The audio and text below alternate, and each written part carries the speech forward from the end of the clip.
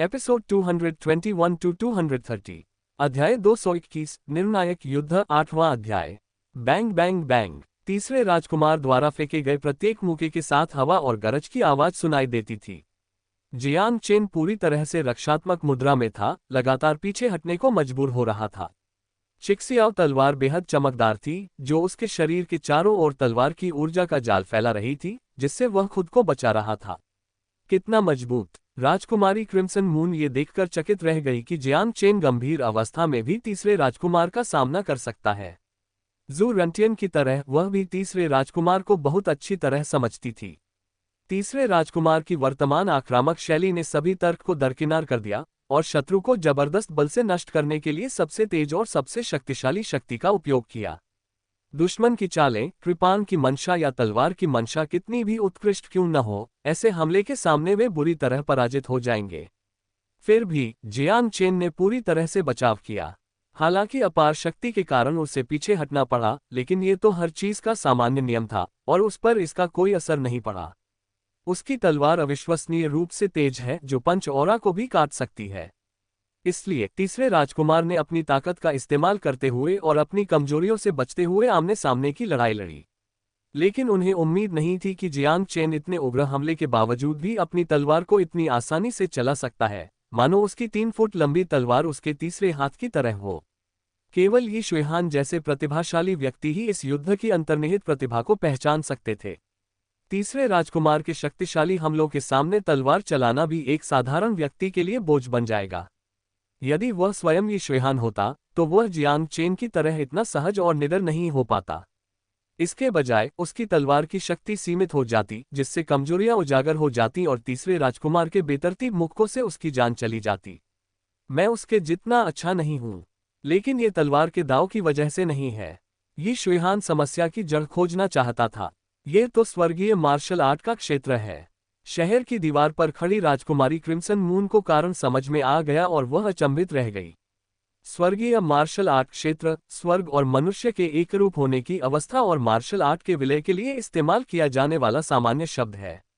वह जानती थी कि जियांग चेन ने भी स्वर्ग और मनुष्य को एक में समाहित कर लिया था, लेकिन उसे यकीन था कि उसका स्तर उसके जितना ऊंचा नहीं था। लेकिन अब वह लगभग उससे आगे निकल चुका था। ये तो सिर्फ आधा दिन ही था, जबकि उसने पूरे 6 महीने बिताए थे। अपने वर्तमान प्रदर्शन के आधार पर 64 मिनट तक टेलीपोर्टेशन गेट में रह पाने की क्षमता से पता चलता है कि उसकी शक्ति में वास्तव में 40% की वृद्धि हुई है। हर 15 मिनट में 1% अधिक शक्तिशाली वाली कहावत बिल्कुल भी अतिशयोक्ति नहीं है। राजकुमारी क्रिम्सन मून आश्चर्यचकित तो थी, लेकिन उसे एक बार फिर इस बात का अफसोस हुआ कि वह टेलीपोर्टेशन गेट में प्रवेश नहीं कर सकी। ये वास्तव में स्वर्गीय मार्शल आर्ट क्षेत्र का योगदान है। तीसरा राजकुमार बहुत बुद्धिमान है, एक दुर्लभ प्रतिभा है जो अपनी शक्तियों का सदुपयोग करता है और अपनी कमजोरियों से बचता है। शक्ति की व्याख्या बिल्कुल अलग तरीके से करता है।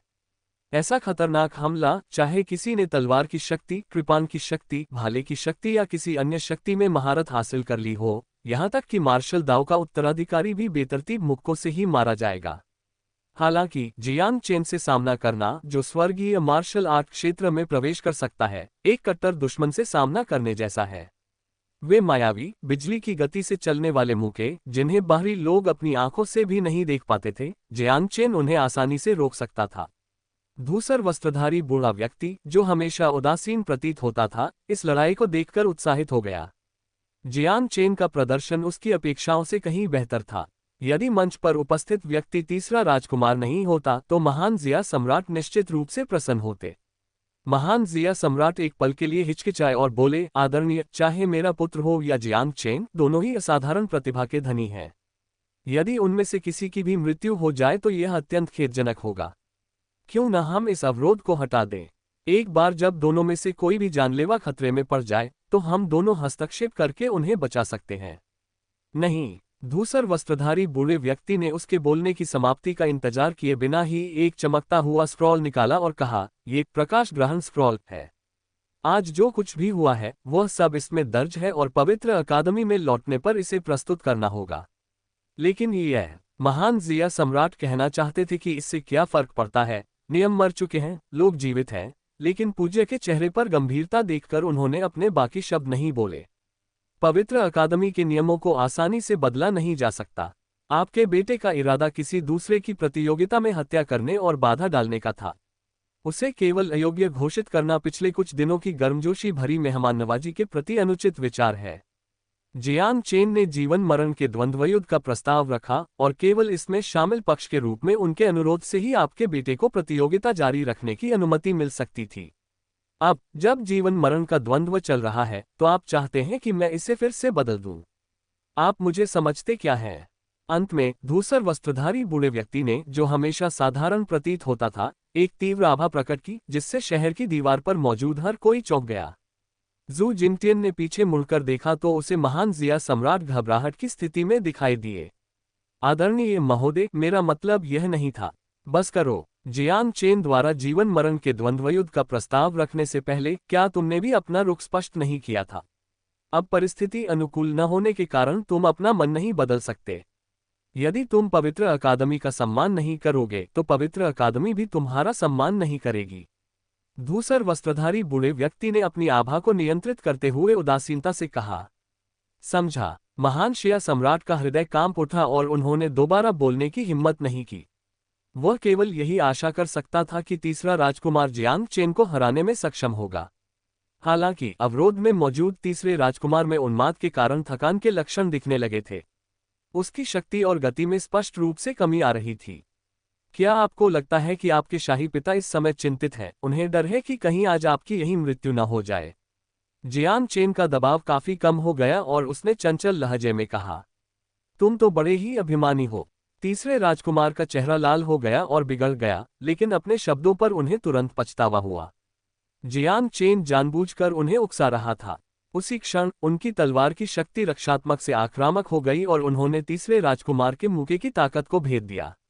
मुझे बहुत जिज्ञासा है, आपके इस बेलगाम व्यवहार को देखकर क्या आपने कभी यह नहीं सोचा कि एक दिन आपकी मृत्यु कैसे हो सकती है? जियांग चेन ने फिर पूछा। मैं जाऊंगा। तीसरे राजकुमार ने शाप देने के लिए अपना मुंह खोला, लेकिन जियांग चेन की चिक्सियाओ तलवार ने उसे कोई अवसर नहीं दिया। यदि उसका पिछला हमला एक पागल व्यक्ति द्वारा दुश्मन को सांस लेने की भी जगह न देने जैसा था, तो जियांग चेन का जवाबी हमला मौत का जाल बुनने जैसा था। एक बार उसमें फंस जाने पर मृत्यु निश्चित थी। मार्शल आर्ट में उसकी कम दक्षता के कारण उसे बोलने का समय नहीं मिला, वह केवल अपनी ब्रूट फोर्स से ही उसे तोड़ सका। आज तुम इतने सारे लोगों के सामने मर रहे हो। तुम्हें क्या लगता है, जब मैं तुम्हारा गला काटूंगा तो कितने लोग जय जयकार करेंगे और चिल्लाएंगे? जियांग चेन ने कहा। तीसरे राजकुमार को इतना गुस्सा आ रहा था कि मानो उसकी सांसें थम जाएंगी। अगर नजरें जान ले सकती तो वो जियांग चेन को बहुत पहले ही चीरफाड़ कर दे देता।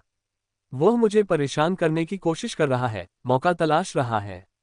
तीसरे राजकुमार ने खुद को चेतावनी दी, लेकिन उसकी कमजोरी उजागर हो गई। मार्शल आर्ट में उसकी सीमित कुशलता के कारण वह केवल खतरे को भांप सकता था, लेकिन उसे हल करने का तरीका नहीं जानता था। जब भी उसे कोई खतरनाक आशंका होती तो वह अपनी पूरी ताकत लगाकर मुक्का मारता था, लेकिन खतरे का एहसास हर बार और भी प्रबल होता गया। दोहरी गर्जना।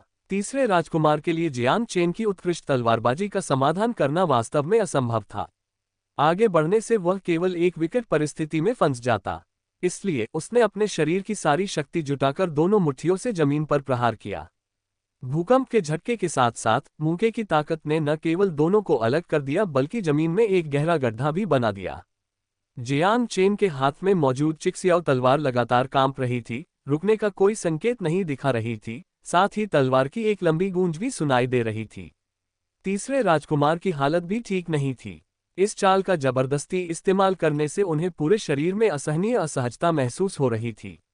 उस समय तियांदाओ संप्रदाय में मुझे चाहे जो भी कीमत चुकानी पड़े उसे मार डालना चाहिए था। तीसरे राजकुमार को शायद ही कभी किसी बात का पछतावा होता था, लेकिन अब उन्हें हो रहा था। अगर उन्होंने वह काम उस समय कर लिया होता तो आज उन्हें इस तरह संघर्ष नहीं करना पड़ता। मैं शिखर के अंतिम चरण में हूं, मेरे पास 39 दिव्य द्वार हैं। भले ही उसके पास 40 हो, जब तक वह 39 तक नहीं पहुंचता वह मेरे स्तर का नहीं है। यह मैं ही था, मैंने ही उसे अब तक संघर्ष करने का मौका दिया। तीसरे राजकुमार ने स्थिति का जायजा लेते हुए तुरंत खुद को शांत किया। जियांग चेन के हाथ में अभी भी कांपती हुई चिक्सियाओ तलवार को देखकर उनका आत्मविश्वास वापस लौट आया। कम से कम उसकी शक्ति अभी भी एक भूमिका निभा रही थी। अध्याय 222 निर्णायक युद्ध भाग 9। उसकी तलवार बेहद शक्तिशाली है, वह मुट्ठी की ताकत को भी काट सकती है, और वह दिव्य मार्शल आर्ट में निपुण है। उससे सीधे मुकाबले में मुझे कोई फायदा नहीं होगा। हालांकि मुझे जो नुकसान उठाना पड़ा उसका मुख्य कारण ये था कि मैंने उसे गंभीरता से नहीं लिया।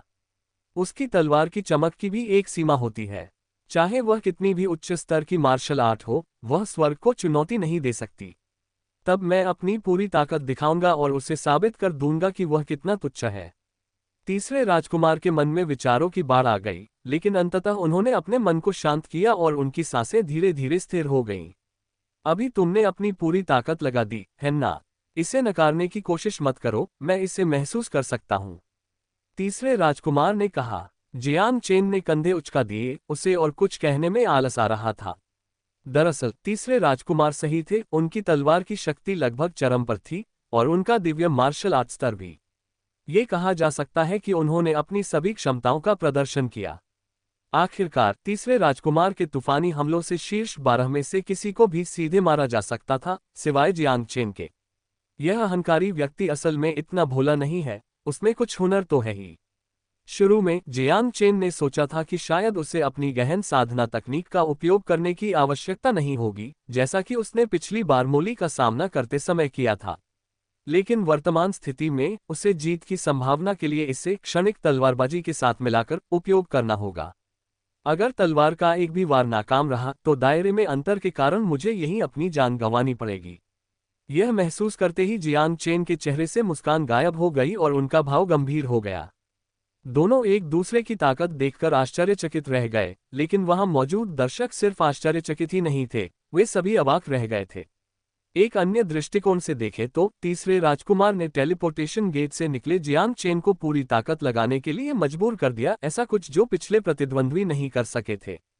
लेकिन समस्या ये थी कि तीसरा राजकुमार अंतिम चरण के शिखर पर था, उसके पास 39 दिव्य छिद्र थे, एक ऐसा व्यक्ति जो टोंटिन क्षेत्र में प्रवेश करने के योग्य था।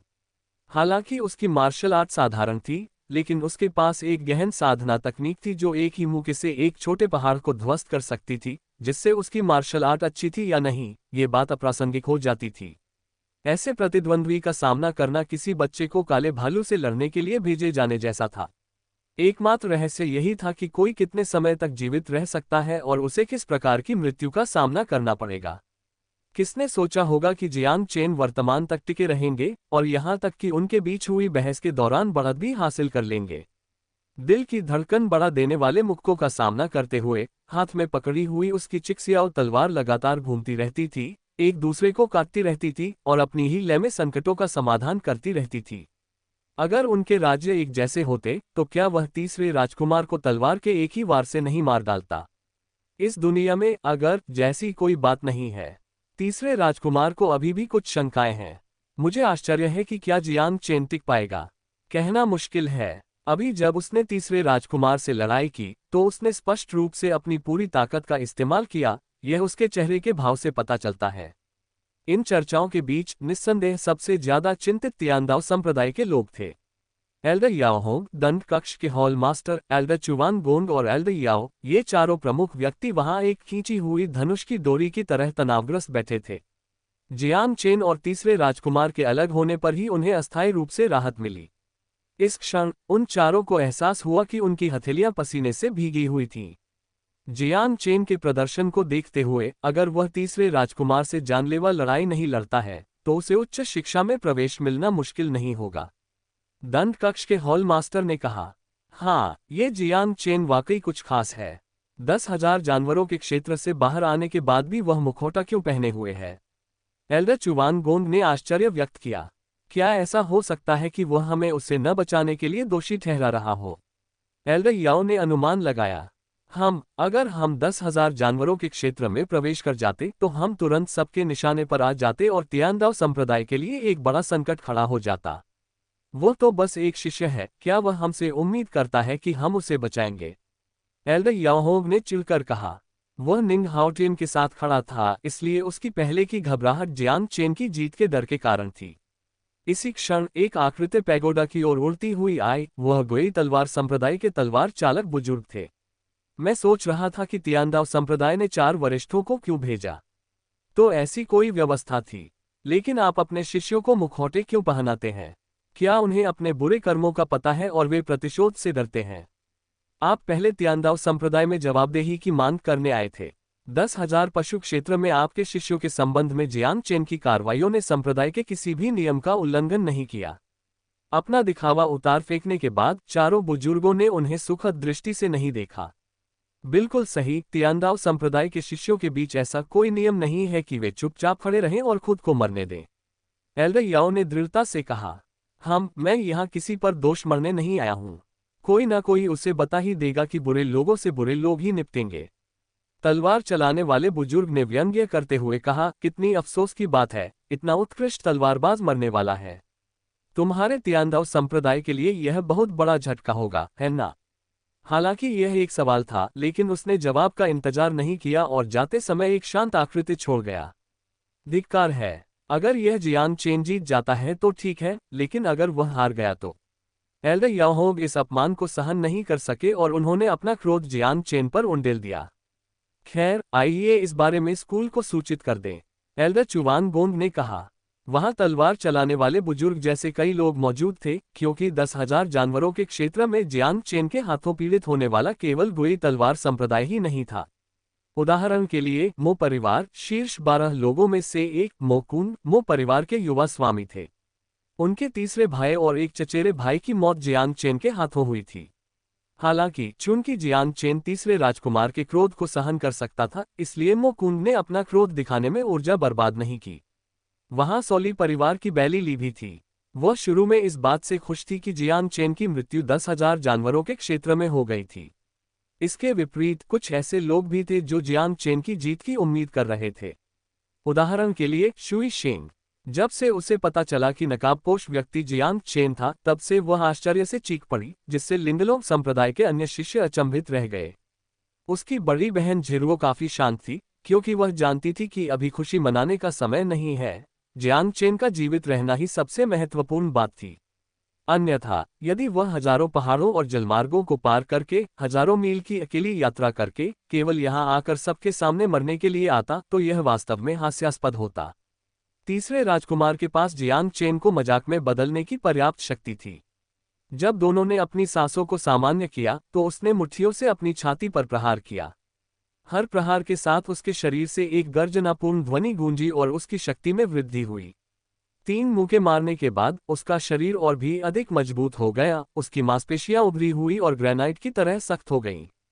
उसके चारों ओर एक अदृश्य चुंबकीय क्षेत्र सघन हो गया, जिससे उसके काले बाल और कपड़े फड़फड़ाने लगे। मेरी पूरी शक्ति से मरना आपके लिए सम्मान की बात है। ये सब पूरा करने के बाद तीसरे राजकुमार ने फिर से बात की। उनकी आवाज गहरी और चुंबकीय थी, जिसमें एक गूंज सुनाई दे रही थी। उसने एक भी मुक्का नहीं मारा था, लेकिन उसकी आभा मात्र से ही अनगिनत लोग चकित हो गए थे। जैसे ही तीसरे राजकुमार ने अपनी 5 उंगलियों को मुट्ठी में भींचा, ऐसा लगा मानो तेज हवा स्वतः ही उनकी मुट्ठी में एकत्रित हो गई हो, जिससे उनकी मुट्ठी के चारों ओर एक भंवर बन गया हो। दरार। एक विचार के साथ ही तीसरे राजकुमार की विद्युत चिंगारियां झिलमिला उठी, भांवर के साथ फैल गईं, जिससे एक उच्च तीव्रता वाली विद्युत धारा का निर्माण हुआ। तीसरे राजकुमार ने जानबूझकर जियांग चेन पर दबाव बनाना चाहा, इसलिए उनकी दूसरी मुट्ठी ने भी इसी तरह की विद्युत धारा जैसी मुट्ठी की ताकत को संघनित किया। एक जोरदार दहाड़ के साथ उसके चारों ओर के चुंबकीय क्षेत्र ने भी बड़ी संख्या में विद्युत चिंगारियां छोड़ी, जिससे एक पूर्ण सुरक्षा कवच, एक बिजली का कवच बन गया जिसे दुश्मन छू भी नहीं सकते थे। गल्प। अन्य शीर्ष 12 खिलाड़ियों ने कोई अहंकार नहीं दिखाया, चाहे वही शुयान हो या लूफी। उनके मन में केवल एक ही विचार था, वे इस बात के लिए आभारी थे कि मंच पर मौजूद व्यक्ति वे स्वयं नहीं थे। अगर तीसरे राजकुमार ने अपनी ताकत को छिपाया नहीं होता, तो वह निश्चित रूप से शिन्हुओ रैंकिंग में शीर्ष 3 में स्थान प्राप्त कर सकता था। जियांग चेन की चुनौती का सामना करते समय उनका इतना तिरस्कारपूर्ण रवैया होना कोई आश्चर्य की बात नहीं थी। उफ! महान जिया सम्राट मुस्कुराए, उनके दिल से एक भारी बोझ उतर गया और उन्होंने मन ही मन सोचा, तो उसने तो अंतिम चाल में महारत हासिल कर ली है। सच में, उसने मुझे बताया तक नहीं। Heavenly thunder fist cultivation technique में कोई विशिष्ट मूव्स नहीं है। इसका अल्टीमेट मूव भी शक्ति का शुद्ध अनुप्रयोग है, लेकिन अल्टीमेट मूव कहलाने के लिए स्वाभाविक रूप से इसमें कुछ अनूठी विशेषताएं हैं। इस समय, बिना मुक्का मारे भी तीसरा राजकुमार अपनी वर्तमान स्थिति में लोगों से टकराकर उन्हें मार सकता है। उसका पूरा शरीर एक घातक हथियार बन गया था। मेरे क्रोध का स्वाद चखो। तीसरे राजकुमार ने आगे की ओर छलांग लगाई, उसके पैरों तले जमीन फट गई। उसने भयानक मुट्ठियों का वार किया, जिनकी ताकत अनंत रूप से बढ़ती जा रही थी, जो दुनिया को नष्ट करने में सक्षम थी। चांगहोंग तलवारबाजी, लंबा इंद्रधनुष सूर्य को भेदता है। अध्याय 223, निर्णायक क्षण 10। जियांग चेन जानता था कि वह इससे बच नहीं सकता और उसने अपनी पूरी ताकत से हमले का सामना किया। मूर्ख! तीसरे राजकुमार ने दहाड़ लगाए और उसकी मुट्ठियों से 9 गर्जनापूर्ण ध्वनियां निकली। 9 आवाजें। यह जू रैंटियन की उम्मीदों से कहीं अधिक था, और वह बेचारे जियांग चेन पर दया किए बिना नहीं रह सका। जैसे ही आखिरी बिजली कड़की, चिक्सियाओ तलवार मुट्ठियों से टकराए और उनके बीच का शून्य क्षेत्र चकनाचूर होता हुआ प्रतीत हुआ। चिक्सियाओ तलवार उसके हाथ से छूट गई और जियांग चेन टूटी हुई डोर वाली पतंग की तरह उड़ गया। इसके विपरीत तीसरा राजकुमार दृढ़ता से खड़ा रहा, एक कदम भी पीछे नहीं हटा। इसके अलावा उसकी मुट्ठियों पर मौजूद विद्युत धाराएं गायब नहीं हुई थीं और अभी भी तेजी से ठीक हो रही थीं। जियांग चेन अवरोधक की पारदर्शी प्रकाश की दीवार से बुरी तरह टकराया, जिससे बिजली की गड़गड़ाहट जैसी एक दबी हुई सी आवाज निकली, जिससे लोगों को चिंता होने लगी कि कहीं उसके आंतरिक अंग चकनाचूर तो नहीं हो गए। सौभाग्यवश जैसे ही वह प्रकाश की दीवार से नीचे फिसला, जियांग चेन ने अपने शरीर को नियंत्रित किया और मजबूती से जमीन पर उतर गया। अचानक उसने दर्द भरी अभिव्यक्ति दिखाए, आधा घुटने टेके और मुंह भरकर खून थूक दिया। इस दृश्य को देखकर भीड़ में आक्रोश फैल गया और साथ ही साथ उन्हें इस लंबे समय से प्रतीक्षित परिणाम के लिए बेबसी, सहानुभूति और दया का भाव भी महसूस हुआ। वरिष्ठ भाई जियांग चेन, शुई शेन के चेहरे से खुशी गायब हो गई और वह इतनी चिंतित हो गई कि रोने ही वाली थी। ये तो ज्यादा है। झिरुओ इसे सहन नहीं कर सकी और उसने शुई शेन के कंधे पर हाथ रखकर उसे दिलासा देते हुए कहा, आज जियांग चेन की बहादुरी को हमेशा याद रखा जाएगा। उसे यही मिलना चाहिए था। कुछ लोग बहुत खुश थे। सोली परिवार के बैलीली ने जोर से जयकार की। वेन शिन घबरा गई और चूलुओ के पास दौड़कर पूछने लगी कि क्या जियांग चेन ने मंच पर जाते समय कुछ कहा था। लेकिन चूलू उससे भी ज्यादा चिंतित थी और वह इसका कारण नहीं बता पा रही थी। उस अफरा तफरी में तीसरे राजकुमार ने अहंकार भरे भाव से जियांग चेन की ओर कदम बढ़ाते हुए कदम बढ़ाए। तुम्हारा अहंकार कहाँ गया? तियानदाओ संप्रदाय में रहते हुए तुमने जो आत्मविश्वास दिखाया था जब तुमने मुझे जान से मारने की धमकी दी थी, वह कहाँ गया? तुम बदला लेने आए थे, क्या तुम इस परिणाम से संतुष्ट हो? तीसरे राजकुमार के एक के बाद एक कहे गए शब्दों ने लोगों को खेद से भर दिया। नगर रक्षक दल के कप्तान गाओ शियोंग मुस्कुराए और बुदबुदाए, अगर वह तीसरे राजकुमार से न मिला होता और उसे उन्नत प्रशिक्षण का अवसर न मिला होता तो मुझे वाकई पछतावा होता, लेकिन अब।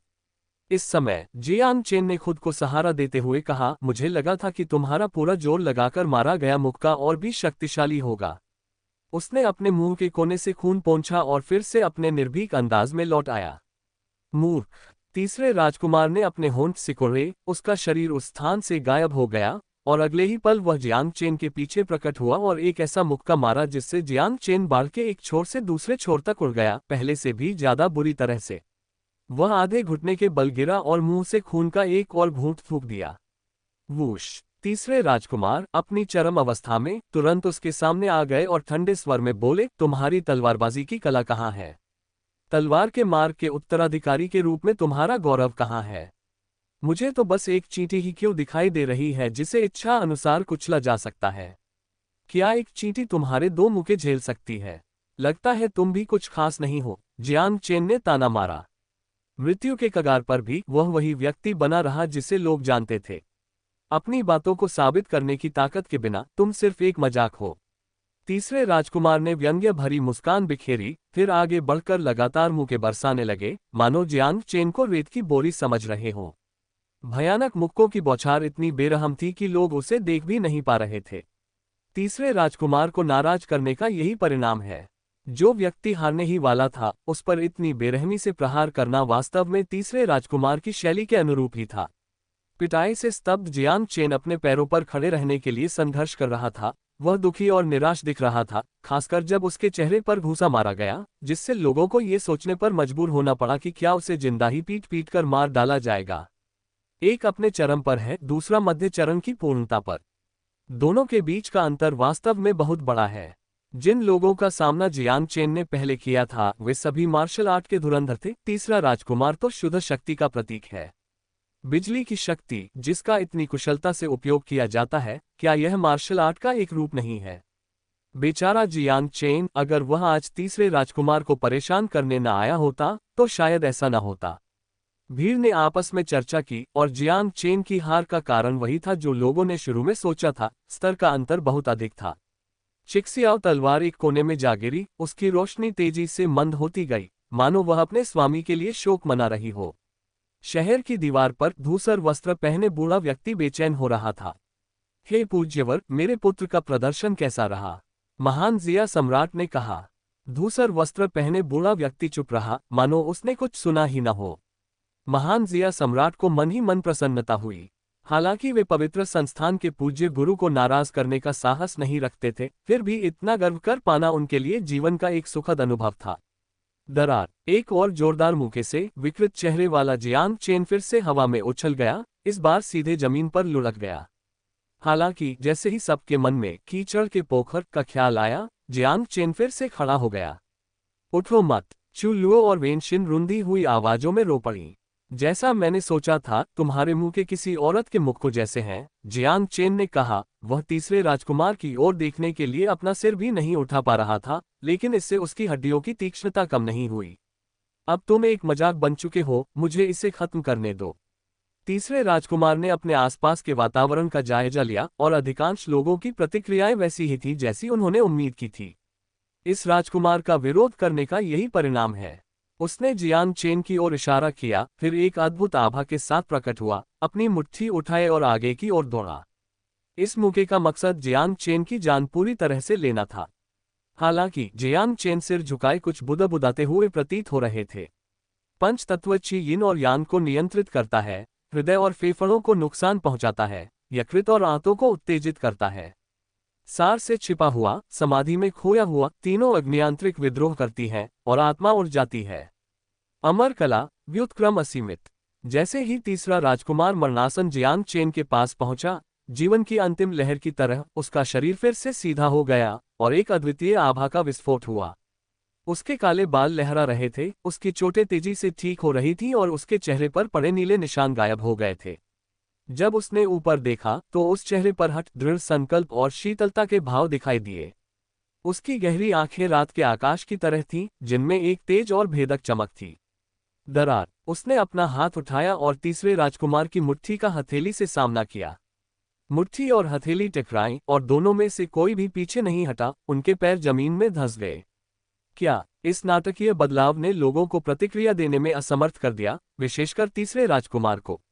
जियांग चेन को हथेली की तकनीक नहीं आती थी, जिसका मतलब था कि उसने अपनी ताकत से उसके मुक्के को रोक दिया था।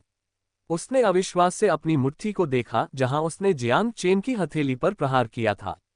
अगर कोई गौर से देखता तो उसे उस हाथ पर क्रिस्टल जैसी साफ त्वचा की एक परत दिखाई देती। नहीं, यह उसके पूरे शरीर पर था। पहली नजर में तो ये ध्यान में नहीं आता, लेकिन जैसे ही कोई गौर से देखता उसे जियांग चेन की अमानवीय अवस्था का पता चल जाता। तुम्हारे मुक्कों में बिल्कुल भी ताकत नहीं है। जियांग चेन ने अपना कंधा घुमाया और उस बल का उपयोग आगे की ओर धकेलने के लिए किया, जिससे तीसरा राजकुमार हवा में उड़ गया। हालांकि अभी अभी जियांग चेन की तरह बुरी हालत में नहीं थे, फिर भी तीसरे राजकुमार 10 मीटर से अधिक पीछे फिसल गए। उनके पैरों के केवल अंगूठे ही जमीन को छू रहे थे।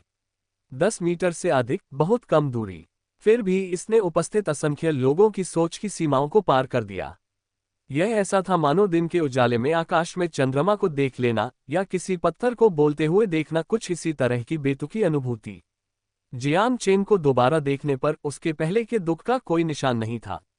उसकी आभा पहले से कहीं अधिक मजबूत थी और उसका पूरा व्यक्तित्व एक अथाह रहस्य से भरा हुआ था। उसे अभी अभी जो भी चोटें लगी थीं, वे सब गायब हो गई थीं, मानो वे कभी हुई ही न हो।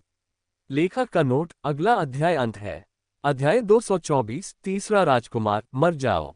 आज तीसरे राजकुमार को मारने के लिए जियांग चेन का यही अंतिम तुरुप का पत्ता था। यह एक गहन साधना तकनीक थी जिसे इसके चमत्कारी प्रभावों के कारण अमर कला माना जा सकता था। युद्ध के दौरान इस गहन साधना तकनीक को सक्रिय करने से बाद में लगी सभी चोटें अंततः व्यक्ति की अपनी शक्ति में परिवर्तित हो जाएंगी। चोट जितनी गंभीर होगी, शक्ति उतनी ही भयावह होगी। तीसरे राजकुमार के जोरदार मुक्के को सहने की उसकी क्षमता से उसकी ताकत स्पष्ट थी। हालांकि ये स्थिति केवल कुछ मिनटों तक ही बनी रह सकती थी। जियांग चेन का अब तीसरे राजकुमार के साथ खेलने का कोई इरादा नहीं था। वह आज के लिए अपना लक्ष्य हासिल करना चाहता था। द्वितीय परम रूप गर्जनापूर्ण क्यूशु। तीसरा राजकुमार उससे भी ज्यादा चिंतित था। जियांग चेन को बार बार आश्चर्यचकित करते देख उसे ऐसा लग रहा था मानो वह कोई बुरा सपना देख रहा हो। वह अपनी सबसे शक्तिशाली प्रहार से हर चीज को नष्ट करना चाहता था, चाहे वह कुछ भी हो। अपनी मुट्ठी ऊपर उठाते हुए तीसरे राजकुमार ने भी एक अमानवीय अवस्था में प्रवेश किया। उनके पूरे शरीर में बिजली की चिंगारियां फूट पड़ी और उनकी मुट्ठी की ताकत से हर जगह प्रज्वलित हो उठी। अवरोध के भीतर धरती एक बार फिर बुरी तरह क्षतिग्रस्त हो गई और क्षैतिज और लंबवत रूप से काटे गए टोफू की तरह धंस गई। गर्जन। तीसरे राजकुमार ने अपनी मुट्ठियां जमीन पर पटकी, बिजली धरती में दौड़ गई, सब कुछ नष्ट कर दिया और भयंकर गड़गड़ाहट हुई जिसने अवरोध के हर कोने को भर दिया। तुरंत ही तीसरा राजकुमार बिजली की गोली की तरह तेजी से बाहर निकल आया। तलवार, आओ। जियांग चेन निडर था, मानो प्रलय का उससे कोई लेना देना ही न हो। हाथ के एक इशारे से चिक्सियाओ तलवार स्वतः ही उसके बाएं हाथ में आ गई। क्षणिक तलवारबाजी, प्रथम रूप। जियांग चेन ने सभी विचलित करने वाले विचारों को एक तरफ रख दिया और खुद को तलवार की दुनिया में लीन कर लिया। ठीक उसी क्षण भयंकर गर्जना से भरी बाधा के भीतर तलवार की एक चमक प्रकट हुई, मानो वह उससे मुकाबला करने के इरादे से आए हो। अगले 2 से 3 सेकंड तक लोग अवरोध के भीतर चल रही लड़ाई को स्पष्ट रूप से नहीं देख सके। उन्हें केवल मुट्ठी की ताकत और तलवार की चमक महसूस हुई जो क्रूर जानवरों की तरह लड़ रही थी।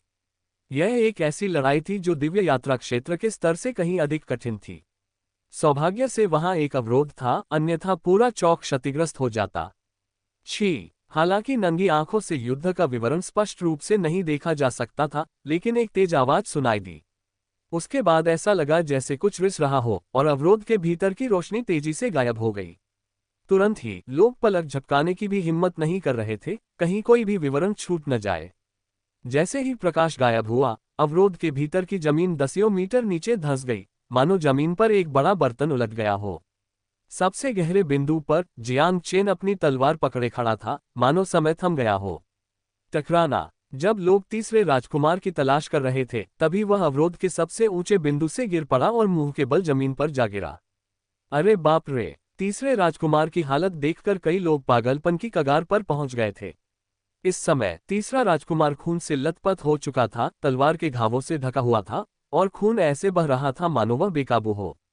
इसके तुरंत बाद चौक पर मौजूद शाही राजवंश के सैनिक दौड़ पड़े, लेकिन उन्हें अवरोधक द्वारा रोक दिया गया। इसलिए उन्होंने शहर की दीवार पर स्थित जू जिंगटिन की ओर देखा। जू जिंगटिन ने महान जिया सम्राट की ओर देखा। महान शिया सम्राट झट से उठे और चिल्लाए, जियांग चेन, कृपया दया करो, तुम्हारी कोई भी विनती हो मैं पूरी कर सकता हूँ। उसने मुख्य बिंदु को समझ लिया, ये जानते हुए कि वह पवित्र अकादमी के पूज्य गुरु के माध्यम से कोई समाधान नहीं ढूंढ सकता, इसलिए उसने अपनी आशा जियांग चेन पर टिका दी। युद्ध के परिणाम को लेकर उत्सुकता अचानक इस बात पर केंद्रित हो गई कि क्या जियांग चेन तीसरे राजकुमार को मार डालेगा। सब कुछ इतनी तेजी से हुआ कि कई लोगों के दिल की धड़कन इतनी तेज हो गई कि वे लगभग धड़कना बंद कर बैठे। क्या वह उसे मार डालेगा? क्या वह सचमुच उसे मार डालेगा? कहना मुश्किल है, आखिरकार वह एक राजकुमार है और शाही परिवार के सामने है।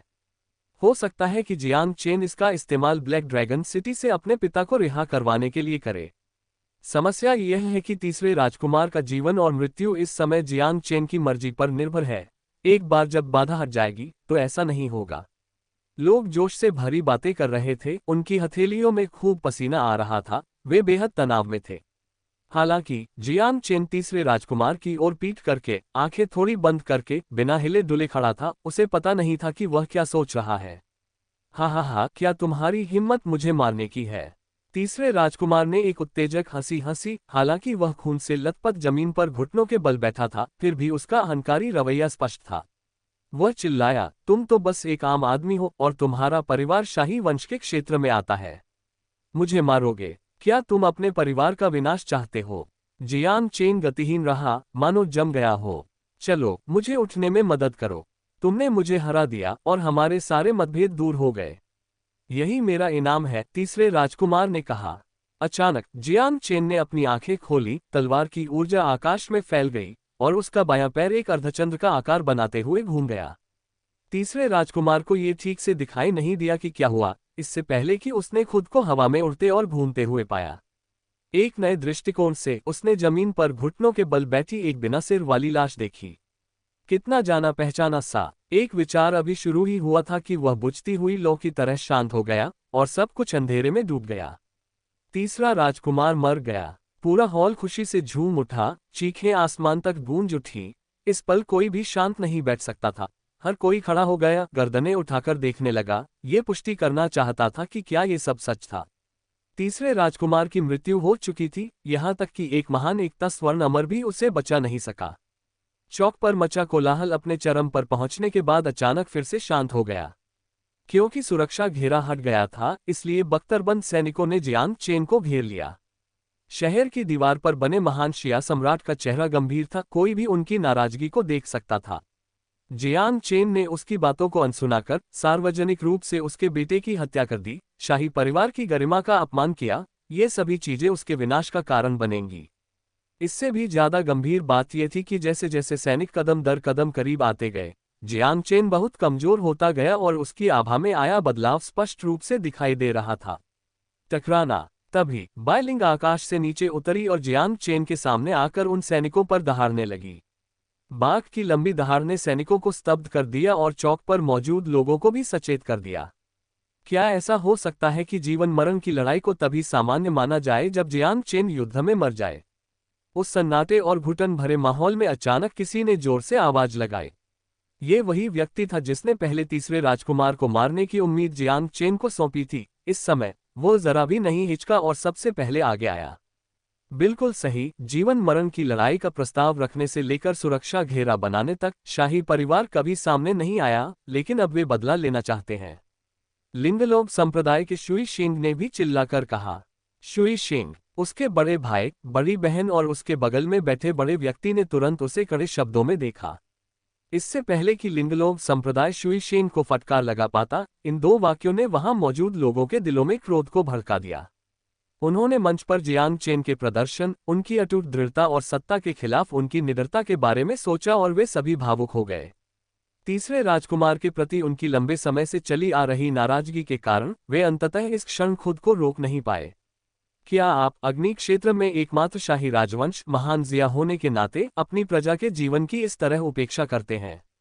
तीसरे राजकुमार ने अनगिनत लोगों को मार डाला है और कानून की अवहेलना की है, फिर भी क्या आपने कभी शाही परिवार को हस्तक्षेप करते देखा है? आज का मुकाबला निष्पक्ष था। जियांग चेन ने एक जनहान खतरे को खत्म कर दिया। आप लोग उसे क्यों घेरे हुए हैं?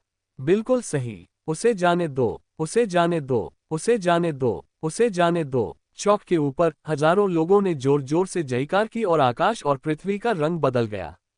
जियांग चेन को घेरे हुए शाही सैनिकों के हाथ पसीने से भीगे हुए थे। वे एक दूसरे को देख रहे थे और अपने भालों को स्थिर रूप से पकड़ने में असमर्थ थे। यह महान जिया सम्राट पहले तो क्रोधित हो गए, फिर जब उन्हें याद आया कि पवित्र अकादमी के पूज्य गुरु पास ही में हैं, तो वे अचानक घबरा गए। बगल की ओर देखते हुए पवित्र अकादमी के पूज्य गुरु ने वास्तव में एक अकथनीय दृष्टि से उनकी ओर देखा। जनता का समर्थन खोने के साथ ही अग्नि क्षेत्र में एकमात्र शाही राजवंश का सत्ता परिवर्तन हो जाएगा, पवित्र अकादमी के पूज्य गुरु ने लापरवाही से कहा। उसे एक वाक्य के साथ ही महान शिया सम्राट के चेहरे का भाव पूरी तरह बदल गया और उन्होंने तुरंत जू जिंगटियन की ओर इशारा किया। जू जिंगटियन ने अपना हाथ हिलाया और चौक पर मौजूद सैनिक राहत की सांस लेते हुए सबसे तेज गति से तितर-बितर हो गए। अमर रहे, युद्ध शक्ति सर्वोपरि है। तुरंत ही मानो उन्होंने कोई युद्ध जीत लिया हो, अनगिनत लोगों ने अपनी बाहें ऊपर उठाईं और जयकारे लगाए। यहाँ तक कि जो लोग जियांग चेन के पक्ष में नहीं थे, उनके दिलों में भी हलचल मच गई। लेखक का नोट, आज का चौथा अध्याय सभी को संतुष्ट करेगा। अध्याय 225 वंश और राष्ट्रीयता। आकाश में चीखी 3 लकीरें दिखाई दी, जिनमें से प्रत्येक का रंग अलग अलग था, और वे तियांदाओ संप्रदाय के पैगोडा के ऊपर पहुंचते ही प्रकाश की लंबी पूंछें खींचती हुई आगे बढ़ी। इससे विभिन्न गुटों का ध्यान आकर्षित हुआ और उन्होंने स्पष्ट रूप से देखा कि वे पंखों से सजे वस्त्र पहने हुए 3 बुजुर्ग पुरुष थे। उनमें असाधारण गरिमा थी, हालांकि उनके बाल पूरी तरह से सफेद थे, फिर भी वे बूढ़े नहीं लगते थे, बल्कि हजारों साल पुराने प्राचीन वृक्षों की तरह बलवान, राजसी और ऊंचे दिखाई देते थे। ये तियांदाओ की 3 पवित्रताएं हैं। एक बुजुर्ग ने उन तीनों को पहचान लिया जो तियांदाओ संप्रदाय के 3 प्रतिष्ठित व्यक्ति थे। 3 बड़े भाई एल्डर याओहोंग दंड कक्ष के हॉल मास्टर एल्डर चुवान गोंग और एल्डर याओ सभी खड़े हो गए और आदरपूर्वक अभिवादन किया। यहाँ तक कि वरिष्ठ बुजुर्गों के बीच भी वरिष्ठता और पद में भेद मौजूद थे। तियांदाओ के 3 पवित्र देवताओं का एक अलौकिक स्थान था और एल्डर याओहोंग ने उन्हें बुलाए जाने की उम्मीद नहीं की थी। तुमने स्वर्गीय दाओ ताबीज को क्यों जलाया? तियांदाओ के 3 पवित्रों में से एक फू हुनगक्सू ने पूछा। एल्डर चुवान गोंग ने घटना का ब्यौरा दिया। उनके वर्णन के दौरान पहले उदासीन दिख रहे तियांदाओ के तीनों पवित्रतावादियों के भाव धीरे धीरे बदलने लगे और उनकी चमकीली आंखें अंततः सुखद आश्चर्य से भर गईं। क्या ये वही है? वही जियांग चेन? तियांदाओ के तीनों पवित्रताधारी जियांग चेन को चौक में ऐसे देख रहे थे मानो वह कोई अनमोल खजाना हो।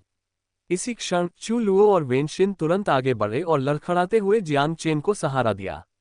बायलिंग। जियांग चेन की पुकार पर बायलिंग की आंखें फिर से नीली हो गईं और वह उसके पास लौट आई, चिंता से उसे सूंघने लगी।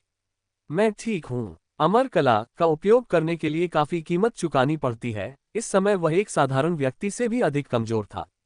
निष्पक्ष द्वंद्वयुद्ध में जीवन और मृत्यु का फैसला होना तय है। शाही राजवंश तीसरे राजकुमार की मृत्यु के कारण किसी को भी दोषी नहीं ठहराएगा। जयकारे थमने के बाद महान जिया सम्राट ने काफी लाचारी के साथ कहा। सच कहें तो वह काफी हैरान था। वह केवल इतना जानता था कि उसका बेटा आमतौर पर अनुशासनहीन और अभिमानी था, लेकिन उसने यह उम्मीद नहीं की थी कि वह उस मुकाम तक पहुंच जाएगा जहां उसे देवताओं और मनुष्यों दोनों द्वारा घृणा की जाएगी, जिसने उसे चौंका दिया और क्रोधित कर दिया। जियांग चेन 12वीं कक्षा में है, लेकिन उसका प्रदर्शन उत्कृष्ट था, इसलिए उसने समय से पहले ही साधना का स्थान प्राप्त कर लिया है और उसे श्रेष्ठ श्रेणी में रखा गया है। पवित्र अकादमी के पूज्य गुरु ने खड़े होकर घोषणा की। ये सुनकर शोक में डूबे महान शिया सम्राट का चेहरा तुरंत खिल उठा। खेती के स्थानों के लिए 3 रैंक थे, श्रेष्ठ, उत्कृष्ट और अच्छा। जब तक कोई दुर्घटना न हो जाए, इस रैंक विभाजन का उपयोग नहीं किया जाएगा और सभी डिफॉल्ट रूप से अच्छे माने जाएंगे। यदि किसी क्षेत्र में उच्चतर रैंक प्रकट होती है तो यह निश्चित रूप से एक गौरवशाली घटना होगी जो उस क्षेत्र की क्षमता और शक्ति को दर्शाएगी। बेशक अगर सिर्फ यही होता तो भी बेटे को खोने के दर्द की भरपाई के लिए ये काफी नहीं होता। यदि कोई देश उच्च श्रेणी का संवर्धन स्थल विकसित करता है तो उस देश को पवित्र अकादमी से ध्यान मिलेगा और उसे पुरस्कार प्रदान किया जाएगा। इनाम की वास्तविक राशि क्या थी यह अज्ञात था, लेकिन महान जिया सम्राट की पहले और बाद की प्रतिक्रिया को देखते हुए ये स्पष्ट रूप से असाधारण था। ये सच था कि शाही परिवार प्राचीन काल से ही निर्दयी रहा था। महान जिया सम्राट ने शुरू से अंत तक एक भी आंसू नहीं बहाया था। असंख्य ईर्ष्यालु निगाहें जियांग चेन पर टिकी हुई थीं। जियांग चेन को ये योग्यता प्राप्त होने पर किसी को कोई आपत्ति नहीं थी। तीसरे राजकुमार के खिलाफ भयंकर युद्ध में उनका प्रदर्शन उनके दिमाग में ताज़ा था और वह निश्चित रूप से इसके हकदार थे। शीर्ष 12 खिलाड़ियों में से बाकी सभी ने जटिल भावों के साथ जियांग चेन को देखा। तर्कसंगत रूप से ये अभिमानी व्यक्ति जब ऐसे सम्मानित प्रतिद्वंद्वी का सामना करते हैं तो सभी उनसे मुकाबला करना और ये देखना चाहेंगे कि कौन अधिक शक्तिशाली है। हालांकि उनमें से एक भी जियांग चेन से लड़ना नहीं चाहता था क्योंकि जीतने की कोई संभावना नहीं थी। लूफी, जिसने आज सभी तलवारबाजों को हराने का दावा किया था, अजीब तरह से मुस्कुराया और फिर इस मामले को आगे नहीं बढ़ाया। यी शुयान ने भी तलवारबाजी के क्षेत्र में जियांग चेन से प्रतिस्पर्धा करने का साहस नहीं किया। मो कून की बदला लेने की इच्छा धुएं की तरह गायब हो गई। इसके बजाय उन्हें इस बात की राहत थी कि जियांग चेन ने वह स्थान जल्दी प्राप्त कर लिया था, इसलिए वे चैन की सांस ले सकते थे और इस असामान्य व्यक्ति का सामना करने की चिंता नहीं कर सकते थे। जियांग चेन, मुझे अपनी उम्र, पैतृक निवास और वर्तमान राष्ट्रीयता बताओ। पवित्र अकादमी के पूज्य गुरु शहर की दीवार से नीचे उतरे। उनके हाथ में एक ब्रश था। वह हमारे तियांदाओ संप्रदाय के शिष्य हैं। तियांदाओ के तीनों पवित्र पुरुष संतुष्टि भरी मुस्कान के साथ जमीन पर उतरे। महान शिया राजवंश का एक विषय। शाही राजवंश के प्रधानमंत्री ने उनका अनुसरण किया। ये कार्य स्वयं महान शिया सम्राट को करना चाहिए था, लेकिन वे जियांग चेन का सामना नहीं कर सके, इसलिए उन्होंने प्रधानमंत्री को ये कार्य करने दिया। नहीं, मैं तियांदाओ संप्रदाय का शिष्य नहीं हूं और न ही मैं महान जिया राजवंश का प्रजाजन हूं। सभी को आश्चर्यचकित करते हुए जियांग चेन ने सचमुच ऐसा वाक्य बोल दिया। वेन शिन ने उसे पहले ही बता दिया था कि अभी अभी क्या हुआ था। जियांग चेन, इसका क्या मतलब है? यद्यपि तुम 10,000 जानवरों के क्षेत्र में फंसे हुए थे, फिर भी स्कूल हमेशा तुम्हारे बारे में चिंतित रहता था और संप्रदाय के गुरु समय समय पर तुम्हारी जीवन शक्ति की गणना करते रहते थे। तियांदाओ के 3 पवित्रों में से एक, होंगवू ने कहा।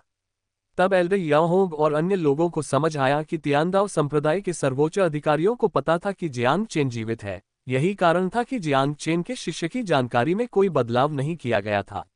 आपके 10,000 पर्वत राजवंश के क्षेत्र में स्थित हैं। आप वहीं पले बड़े हैं, इसलिए आप महान शिया राजवंश की प्रजा हैं।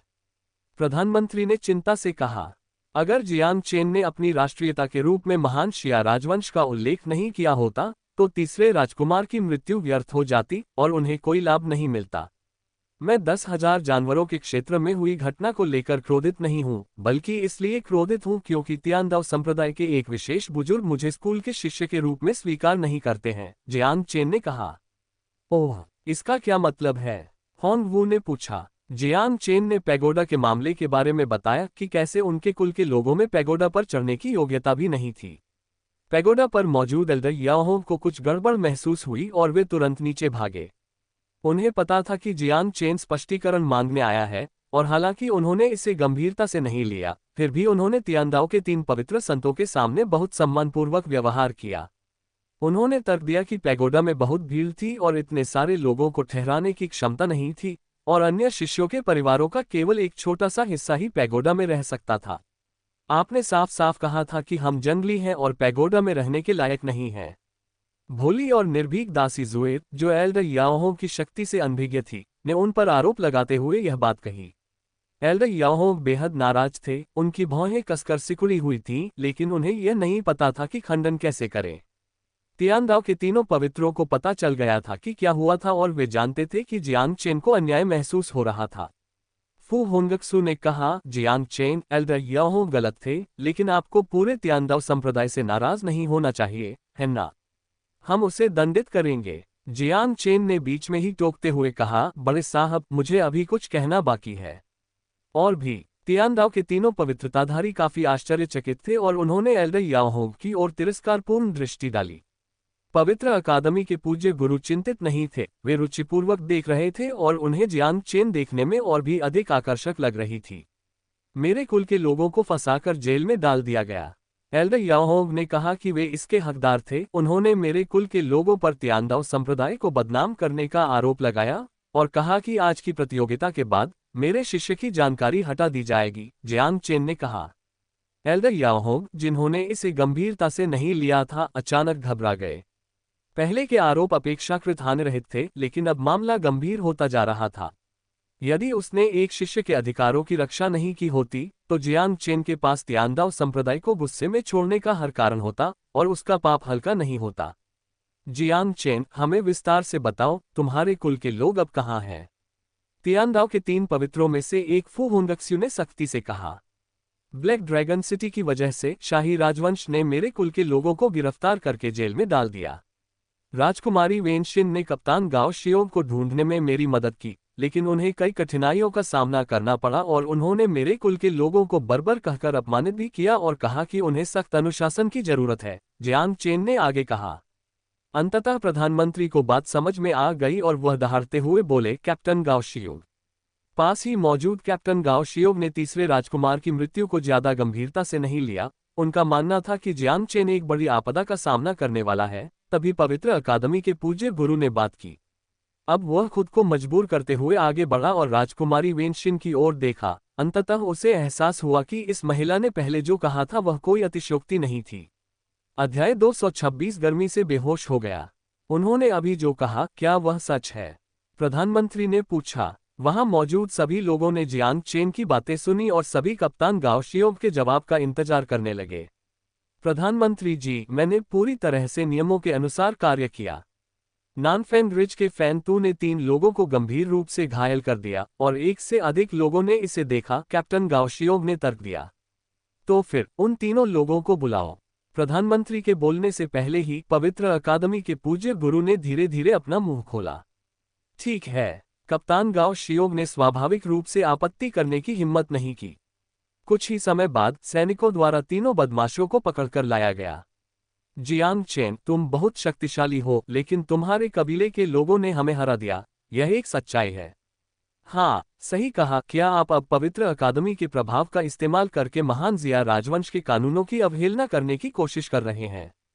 तीनों बदमाशों को आते ही स्थिति का अंदाजा हो गया था। उन्होंने आपस में मिलकर साजिश रची और सब कुछ नकारने और मामले को लंबा खींचने का इरादा किया। हालांकि पवित्र अकादमी के आदरणीय गुरु ने अचानक हरकत करते हुए उन सभी के सिर पर थपथपाया। बताए, असल में क्या हुआ था? पवित्र अकादमी के पूज्य गुरु ने कहा। तीनों हैरान परेशान दिख रहे थे। नेता ने कहा, ब्लैक ड्रैगन सिटी के क्यूशिया ने हमें ढूंढा और हमें कुछ लोगों के साथ झगड़ा करने और खूब हंगामा मचाने को कहा। उसने शहर के रक्षा सैनिकों को पहले ही बता दिया था कि अगर किसी की मौत भी हो जाए तो कोई फर्क नहीं पड़ेगा। बोलने के बाद वो और उसके साथी होश में आ गए। उनकी आंखों में भय भर गया। धड़ाम। कैप्टन गाओ शियोग और अधिक समय तक खुद को संभाल नहीं पाए और सीधे जमीन पर घुटने टेककर प्रधानमंत्री से दया की भीख मांगने लगे। उसी समय एक व्यक्ति आकाश से गिरा और अधमरा अवस्था में जमीन पर जा गिरा। वह ब्लैक ड्रैगन सिटी की क्यूशिया थी।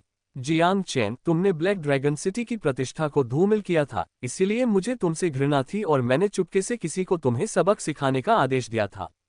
इसका ब्लैक ड्रैगन सिटी से कोई लेना देना नहीं है।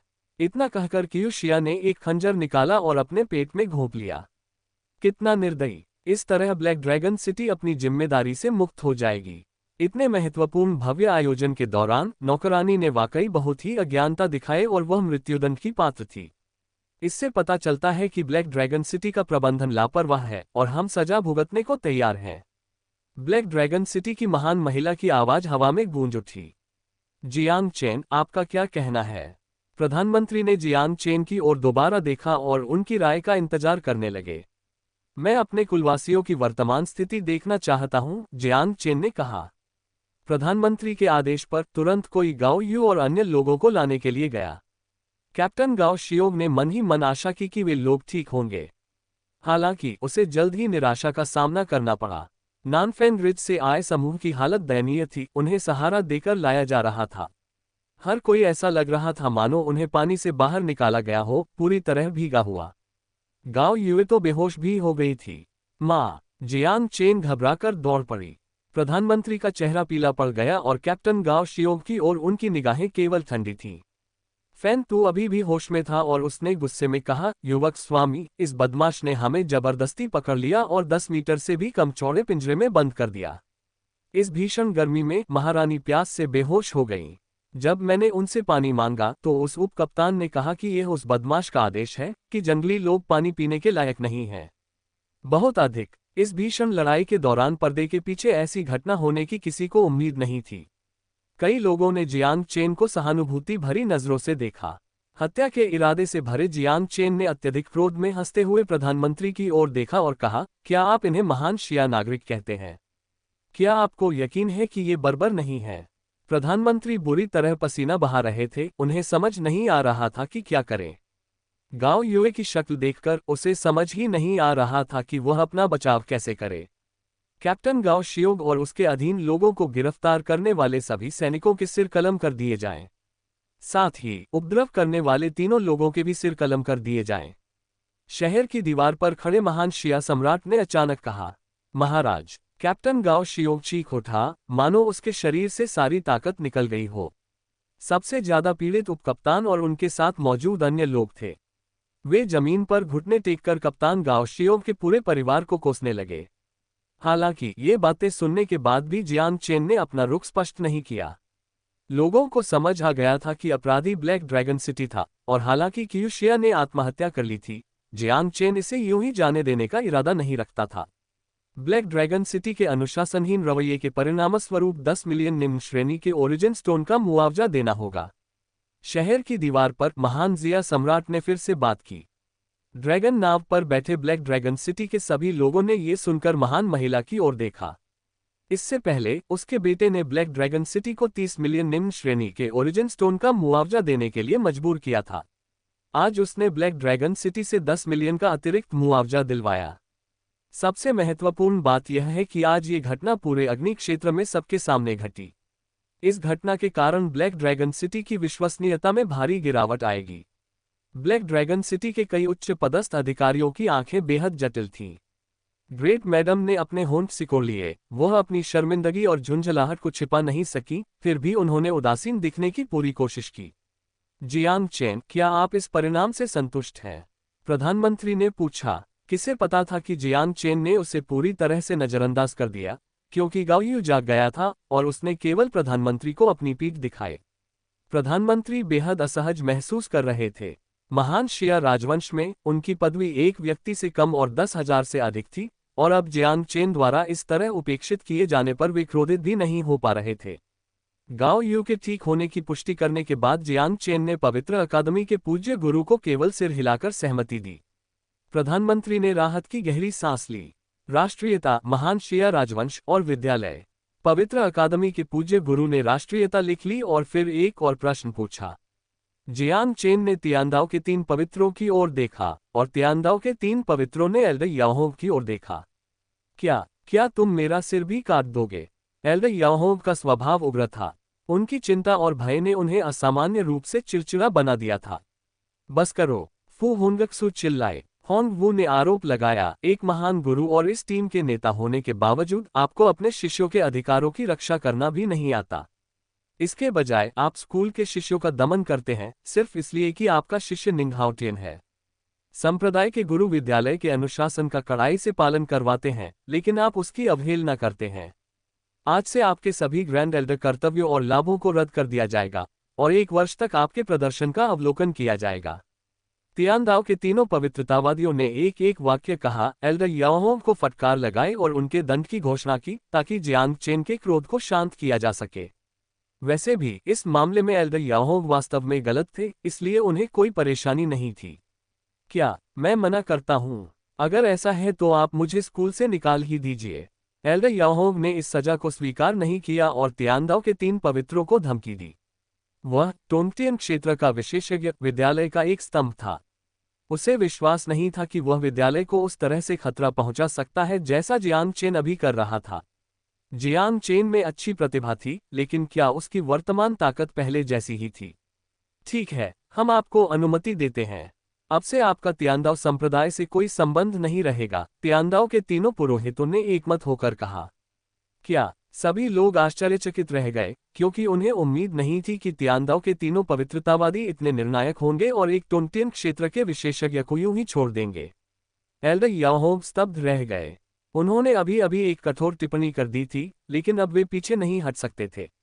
दंड कक्ष के हॉल मास्टर एल्डर चुवान गोंग और एल्डर याओ ने उसके पक्ष में कुछ नहीं कहा, ताकि तियांदाओ के तीनों पवित्रों को अपना मन बदलने का मौका मिल सके। इसका मतलब ये था कि उन्हें स्कूल से निष्कासित करने का उनका दृढ़ संकल्प था। एल्डर याओहोंग ने दया की भीख मांगने के बारे में सोचा। आखिरकार तियांदाओ संप्रदाय के ग्रैंड एल्डर होने के कई फायदे थे। अगर वह अकेले ही आगे बढ़ते तो कई ऐसे दुश्मन सामने आ जाते जो पहले उन्हें परेशान करने की हिम्मत नहीं करते थे। हालांकि सबके द्वारा देखे जाने के डर से वह बोलने की हिम्मत ही नहीं जुटा पाया। धत्तेरी की। एल्डर याओहोंग दहाड़ा ऊपर की ओर उड़ा और राजधानी छोड़कर चला गया। हर तरह के अन्याय का सामना करते हुए अगर जियांग चेन के पास कोई और रास्ता होता तो वह ऐसा कभी नहीं करता। यह एक मजबूरी और अपरिहार्य तरीका है, जियांग चेन ने कहा। यह सुनकर पवित्र अकादमी के पूज्य गुरु अपने चेहरे पर हल्की सी मुस्कान लाए, ये सोचते हुए कि आज के युवा वास्तव में रोचक हैं। अध्याय 227 उपसंहार। इस तरह के बयान से लोगों को यह नहीं लगेगा कि जियांग चेन ने उन्नत अध्ययन कोटा प्राप्त करने के कारण मनमाने ढंग से काम किया, बल्कि वे उसके दृष्टिकोण से सोचेंगे। इसके बाद जियांग चेन ने कहा, क्या आप सहमत नहीं हैं, प्रधानमंत्री जी? प्रधानमंत्री, जिनकी अनदेखी की गई थी, स्तब्ध रह गए और उन्होंने अचेतन रूप से सिर हिलाते हुए कहा, हाँ, ये सही है। उद्धरण चिन्ह। अपनी बात समाप्त करने के बाद ही उसे एहसास हुआ कि जियांग चेन कितना दुर्जय था, और वह केवल कड़वी मुस्कान ही दे सका। तो फिर प्रतियोगिता जारी रहने दीजिए, पवित्र अकादमी के पूज्य गुरु ने कहा। जियांग चेन अपने कबीले के लोगों को लेकर तियांदाओ संप्रदाय के पैगोडा में वापस आ गया और बाकी 12 शीर्ष लोगों की लड़ाई जारी रही। जहां तक कप्तान गाओ शियों के समूह और तीनों गुंडों की बात है, उन्हें मौके पर ही मार दिया गया। इन सब बातों के कारण लोगों ने बाद की लड़ाइयों को देखने में पूरी तरह से रुचि खो दी, क्योंकि वे अभी भी जियांग चेन और तीसरे राजकुमार के बीच हुई लड़ाई के सदमे से उबर नहीं पाए थे। उनकी आंखों के सामने चमत्कार हो रहे थे जिससे उन्हें अपनी वास्तविकता पर संदेह होने लगा और कई लोगों को लगा कि वे सपना देख रहे हैं। पैगोडा पर तियांदाओ संप्रदाय के शिष्यों की प्रशंसा भरी निगाहों के बीच जियांग चेन अपनी मां के साथ सबसे ऊपरी मंजिल पर पहुंचा। उसे पता चला कि संप्रदाय के गुरु वास्तव में उसकी स्थिति का आकलन कर रहे थे और उसने यह बात अपनी मां को बताई।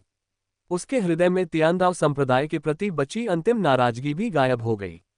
तुरंत ही गाओ यू ने उससे पूछा कि वह 10,000 जानवरों के क्षेत्र से कैसे भागने में कामयाब रहा। जियांग चेन ने कहा कि इसका श्रेय बाय लिंग को जाता है, क्योंकि यह सचमुच सच था, बाय लिंग के बिना वह कभी बच नहीं पाता। युवा स्वामी, जब आप पवित्र अकादमी से लौटेंगे तो आपको टुंगटियन क्षेत्र का साधक बनना चाहिए, है ना? फैन तू ने उत्साह से कहा। शायद, जियांग चेन ने मुस्कुराते हुए कहा। यह बहुत अच्छा है। फैन तू को निकट भविष्य में एक ऐसा दृश्य दिखाई दिया जिसमें वह और युवा स्वामी न्याय की मांग करने के लिए ब्लैक ड्रैगन सिटी जाएंगे। इससे पहले जियांग चेन ने कहा था कि एक दिन वह अपने मृत भाइयों का बदला लेगा, और उसे इस बात की चिंता थी कि क्या वह दिन कभी आएगा भी या नहीं। उन्हें कभी उम्मीद नहीं थी कि जियांग चेन इतनी जल्दी विकसित हो जाएगा और 2 साल से भी कम समय में इतना शक्तिशाली बन जाएगा। पवित्र अकादमी वह ड्रैगन डोमेन है ना? गाओ यू ने धीरे से कहा। उसके चेहरे पर मुस्कान थोड़ी सख्त हो गई, जिसमें थोड़ी गंभीरता झलक रही थी। जियांग चेन ने इस बात पर ध्यान नहीं दिया, क्योंकि नीचे मौजूद भीड़ ने खुशी से हैरानी जताई। ये शुइहान और लूफी ने अखाड़े में प्रवेश किया, और तलवार और चाकू के बीच लंबे समय से प्रतीक्षित द्वंद्व ने आखिरकार जियांग चेन द्वारा लाए गए आश्चर्य को कम कर दिया। Jiang chain. इसी क्षण वेनशिन मुस्कुराते हुए उसके पास आए और बोली, बधाई हो, तुम जल्द ही होली एकेडमी में जाओगे। धन्यवाद। जियांग चेन ने जवाब में सिर हिलाया और उसकी ओर देखते हुए कहा, और आज आपने मेरे लिए जो कुछ भी किया उसके लिए धन्यवाद। आपकी विनम्रता देखकर मुझे समझ नहीं आ रहा कि क्या कहूं। दरअसल मुझे आपको शुरू से ही बता देना चाहिए था, तो आंटी और जियांग लू को इतना कष्ट नहीं सहना पड़ता। आप मुझे दोष तो नहीं दे रहे हैं ना? वेनशिन ने कहा। अगर तुमने मुझे पहले बताया होता तो नतीजा बिल्कुल अलग हो सकता था। मैं किसी अनिश्चित चीज के लिए तुम्हें कैसे दोष दे सकता हूं, खासकर जब अब सब कुछ एकदम सही है। जियांग चेन ने हल्की हंसी के साथ कहा। अच्छी बात है। वेनशिन ने जियांग चेन के कंधे पर थपथपाया। उसके शब्दों ने उसके दिल को सुकून दिया। जियांग चेन, तुमने आज हमारे तियांदाओ संप्रदाय का नाम रोशन किया है। तुम्हें थोड़ी दूर बैठे हुए गोई तलवार संप्रदाय के एल्डर का चेहरा देखना चाहिए था, एल्डर याओ ने कहा। तियांदाओ के तीनों पवित्र संतों ने भी स्वीकृति के भाव व्यक्त किए। संभवतः वे पहले इस शिष्य जियांग चेन से परिचित नहीं थे, लेकिन इससे कोई फर्क नहीं पड़ा। उत्कृष्ट पवित्र अकादमी में उच्च अध्ययन के लिए निर्धारित कोटा इतना पर्याप्त था कि जियांग चेन के प्रति उनका स्नेह अपने शिष्यों के प्रति स्नेह से कहीं अधिक था। पैगोडा के बाहर एक उड़ने वाला जहाज आ रहा था। जहाज पर कई प्रतिभाशाली लड़कियां सवार थीं, जो उत्साहित दिख रही थीं और कभी कभी पैगोडा की सबसे ऊपरी मंजिल की ओर नजर डाल रही थीं। शुई शिंग, क्या वाकई आपके जियांग चेन के साथ अच्छे संबंध हैं? एक छोटे बालों वाली महिला शिष्या ने पूछा। पता चला कि ये सभी महिला शिष्याएं लिंगलोंग संप्रदाय से थीं। वे शुई शिंग के चारों ओर जमा हो गईं, जो जियांग चेन को बधाई देने आ रही थीं। वे उम्मीद और अविश्वास से भरी हुई थीं। जियांग चेन ने तीसरे राजकुमार को मार डाला और उसकी ताकत शिन्हुओ रैंकिंग में शीर्ष 10 में शामिल थी। तीसरे राजकुमार की शीर्ष 10 रैंकिंग स्पष्ट रूप से अपनी शक्ति को संयमित रखकर प्राप्त की गई थी, जिसका अर्थ है कि जियांग चेन और भी अधिक शक्तिशाली है, जो शीर्ष 5 में स्थान प्राप्त करने में सक्षम है।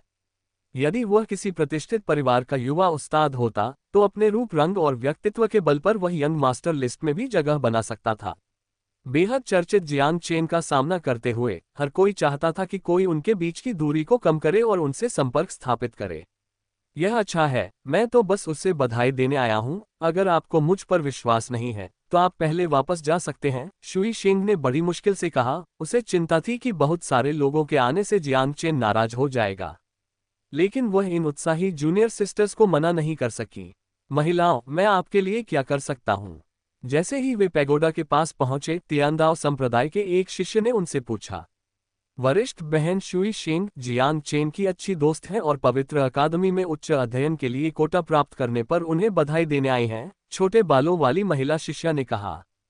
क्या ऐसा है? तियांदाओ संप्रदाय की शिष्या थोड़ी परेशान दिखी और बोली, वेनशिन ने निर्देश दिया है कि महान युद्ध के बाद वरिष्ठ भाई जियांग चेन को आराम की जरूरत है। मिस शुई शिंग, क्या आप वास्तव में वरिष्ठ भाई जियांग चेन से परिचित हैं? अगर यह महज एक आकस्मिक मुलाकात होती तो स्वाभाविक रूप से इस समय उसे परेशान करना अनुचित होता। अरे, तो मैं सीनियर ब्रदर जियांग चेन को परेशान नहीं करूंगा, मैं बाद में वापस आऊंगा, शुई शेंग ने घबराते हुए कहा। ये ठीक नहीं है। उत्साही महिला शिष्या वास्तव में जियांग चेन के करीब आना चाहती थी और उसने कहा, वरिष्ठ भाई, शुई शेंग और जियांग चेन ने 10,000 जानवरों के क्षेत्र में एक साथ कई कठिनाइयां झेली हैं और उनके बीच बहुत अच्छे संबंध हैं, उसकी उपस्थिति से उसे कोई परेशानी नहीं होगी। क्या ऐसा है? तो मैं पहले जाकर कुछ कह देता हूँ। धन्यवाद बड़े भाई, आपका नाम क्या है? मेरा नाम मेंग हाओ है। जिस तरह से आप सीनियर ब्रदर जियांग चेन को उनके नाम से बुला रहे हैं, उससे लगता है कि आप दोनों के बीच बहुत अच्छे संबंध हैं। की तरह। मेंग हाओ ने अपना सिर खुजाया। ये कहने के बाद उसने तुरंत देखा कि छोटे बालों वाली महिला शिष्या और भी अधिक उत्साहित हो गई। उसकी आंखें ऐसी लग रही थीं मानो वह उसे खा जाना चाहती हो। भयभीत होकर मेंग हाओ सूचना देने के लिए जल्दी से ऊपर गया और मन ही मन सोचने लगा, इसमें कोई आश्चर्य नहीं कि इतने सारे लोग प्रसिद्ध हस्तियों से दोस्ती करना चाहते हैं। यह एहसास वाकई बहुत अच्छा है। उसने जियांग चेन के साथ अपनी जान पहचान के बारे में सोचा और खुद को भाग्यशाली समझा। इंतजार कर रही शुई शेंग बेहद घबराई हुई थी। अगर जियांग चेन कहता कि अभी उससे मिलना सुविधाजनक नहीं है, तो वह उसे दोष नहीं देती, लेकिन उसे डर था कि उसकी छोटी बहन निराश हो जाएगी। अचानक सीढ़ियों पर एक धुंधली सी आकृति दिखाई दी और पलक झपकते ही वह उसके सामने थी। बायलिंग, तुममें क्या बदलाव आया? शुई शेंग ने आश्चर्य से बायलिंग की ओर देखा। इसमें कोई आश्चर्य नहीं कि जब बायलिंग ने पहले जियांग चेन की रक्षा की थी तो उसे वह जानी पहचानी सी लगी थी। उसे उम्मीद नहीं थी कि यह वास्तव में यही याओ दानव होगा। बायलिंग उसे देखकर बहुत खुश हुई और बिना कुछ कहे उसने उसे अपनी पीठ पर उठाया और सीधे पैगोडा की सबसे ऊपरी मंजिल पर उड़ गई, जिससे लिंगलोग संप्रदाय की महिला शिष्याओं का एक समूह अचंभित रह गया। तो वे सचमुच अच्छे दोस्त हैं। उन्हें इस बात पर पूरा यकीन था। बायलिंग जियांग चेन की युद्धकालीन पालतू थी, जिसे पहले भी कई लोगों ने देखा था। अब जब बायलिंग ने उत्साहपूर्वक शुई शेंग का जिक्र किया है, तो उनका रिश्ता निश्चित रूप से असाधारण होगा। आश्चर्यचकित होने के साथ साथ वे बेहद ईर्ष्यालु और जलनग्रस्त भी थे। पैगोडा पर शुई शेंग ने खुशी से कहा, वरिष्ठ भाई जियांग चेन, मुझे पता था कि आप ठीक होंगे। आज जब मैं आई थी तो मैं आपका हौसला बढ़ाने के बारे में सोच रही थी, और वरिष्ठ बहन झिरुओ ने तो मेरी इस मूर्खता पर हंसी भी उड़ाई। लेकिन जब वरिष्ठ बहन ने आपको देखा तो उनकी प्रतिक्रिया सचमुच मूर्खतापूर्ण थी। ये बहुत ही मजेदार थी। जब जियांग चेन और शुई शेंग उनसे मिलने के लिए आगे बढ़ रहे थे, तभी ही शुइहान और लूफी के बीच की लड़ाई समाप्त हो गई। लूफी जीत गया। चाकू के विशेषज्ञ ने तलवार के विशेषज्ञ को हरा दिया। हालांकि लूफी ने अपना लक्ष्य हासिल कर लिया, लेकिन उसने उन शब्दों को कहने की हिम्मत नहीं की जिन पर उसने शुरुआत में लंबे समय तक विचार किया था, यानी कि चाकू ही परम दांव है। क्योंकि उसके ऊपर एक भयानक तलवारबाज था जिसके सामने वह खुद को शक्तिहीन महसूस करता था। अध्याय 228 पारिवारिक विरासत। ये शुइहान बाहर हो गया था और निराश महसूस कर रहा था जब पवित्र अकादमी के पूज्य व्यक्ति ने कहा कि तलवार के मार्ग के बारे में उसकी समझ पहले ही एक गहन स्तर पर पहुंच चुकी है, इस प्रकार वह उन्नत अध्ययन के लिए योग्य है। धिक्कार है, तो मुझे विजेता को फिर से प्रतिस्पर्धा करनी होगी, जबकि हारने वाला सीधे आगे बढ़ जाएगा। लूफी ने शिकायत किए बिना नहीं रह सकी।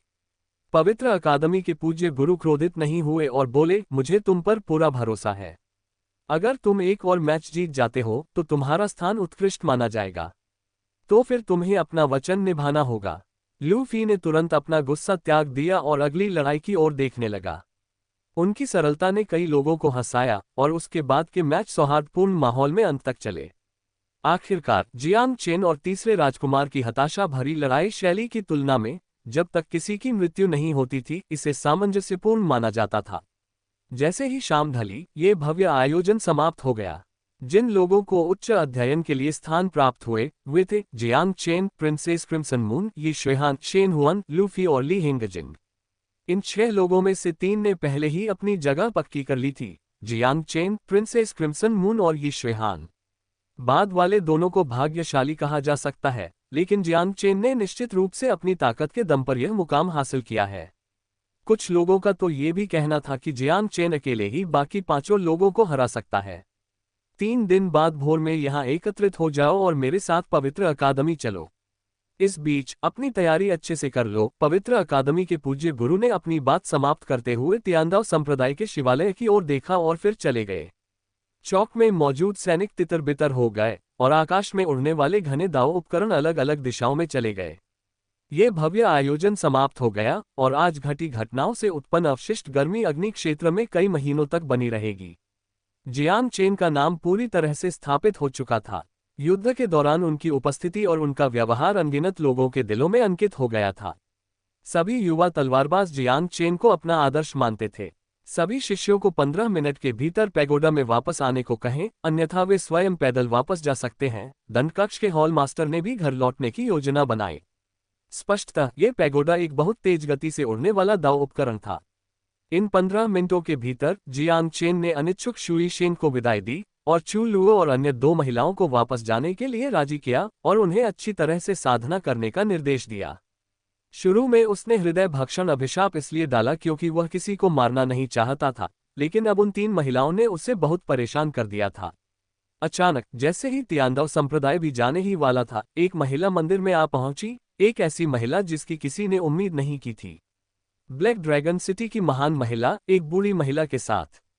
उसने सबकी आश्चर्यचकित निगाहों को नजरअंदाज किया और जियांग चेन के सामने आकर उसे ऊपर से नीचे तक ध्यान से देखा, बारीकी से उसका निरीक्षण किया। जब बुजुर्ग महिला कुछ पूछने ही वाली थी तो उसने कहा, मेरा बेटा भी तियांदाव संप्रदाय लौट रहा होगा। मैं तियानवांग शिखर पर उसका इंतजार करूंगी और हम साथ वापस चलेंगे। आपको कोई आपत्ति तो नहीं है?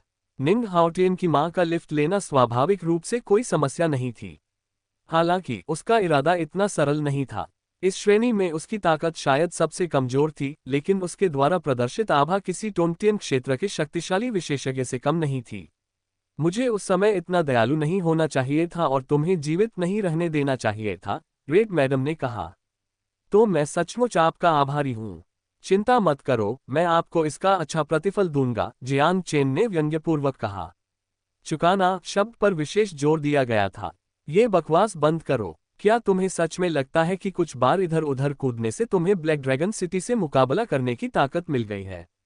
महान महिला ने ताना मारते हुए कहा, जब तुम 10,000 जानवरों के राज्य को छोड़कर यहाँ घर बसा रहे थे और दूसरों के साथ प्रतिस्पर्धा कर रहे थे, तो क्या तुम्हें पता है कि मेरा हाउटियन क्या कर रहा था? फैन तू इतना क्रोधित था कि उसके दांत खुजली करने लगे। इसी स्त्री ने युवा स्वामी की दिव्य मेरिडियन छीन ली थी, जिसके कारण उसके भाई की दुखद मृत्यु हुई और उसके स्वामी को बंदी बना लिया गया। अब भी वह इतनी बेशर्मी से उनका मजाक उड़ाने की हिम्मत करती थी। आज तुम्हारे निंग हाउटियन की सारी उपलब्धियां यंग लॉर्ड की डिवाइन मेरिडियन से चुराई गई हैं। फैन तू चिल्लाया, ये तो एक मजाक है। क्या जियांग चेन ने भी अपनी दिव्य नारी शक्ति वापस नहीं पाली है?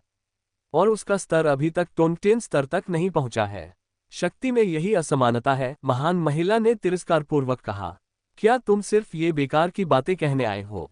जियांग चेन ने कहा, नहीं, मैं तुम्हें ये बताने आया हूं कि जब तुम ड्रैगन डोमेन जाओगे तो ये तुम्हारी इच्छा के अनुरूप नहीं होगा, तुम निराशा में कदम रखोगे।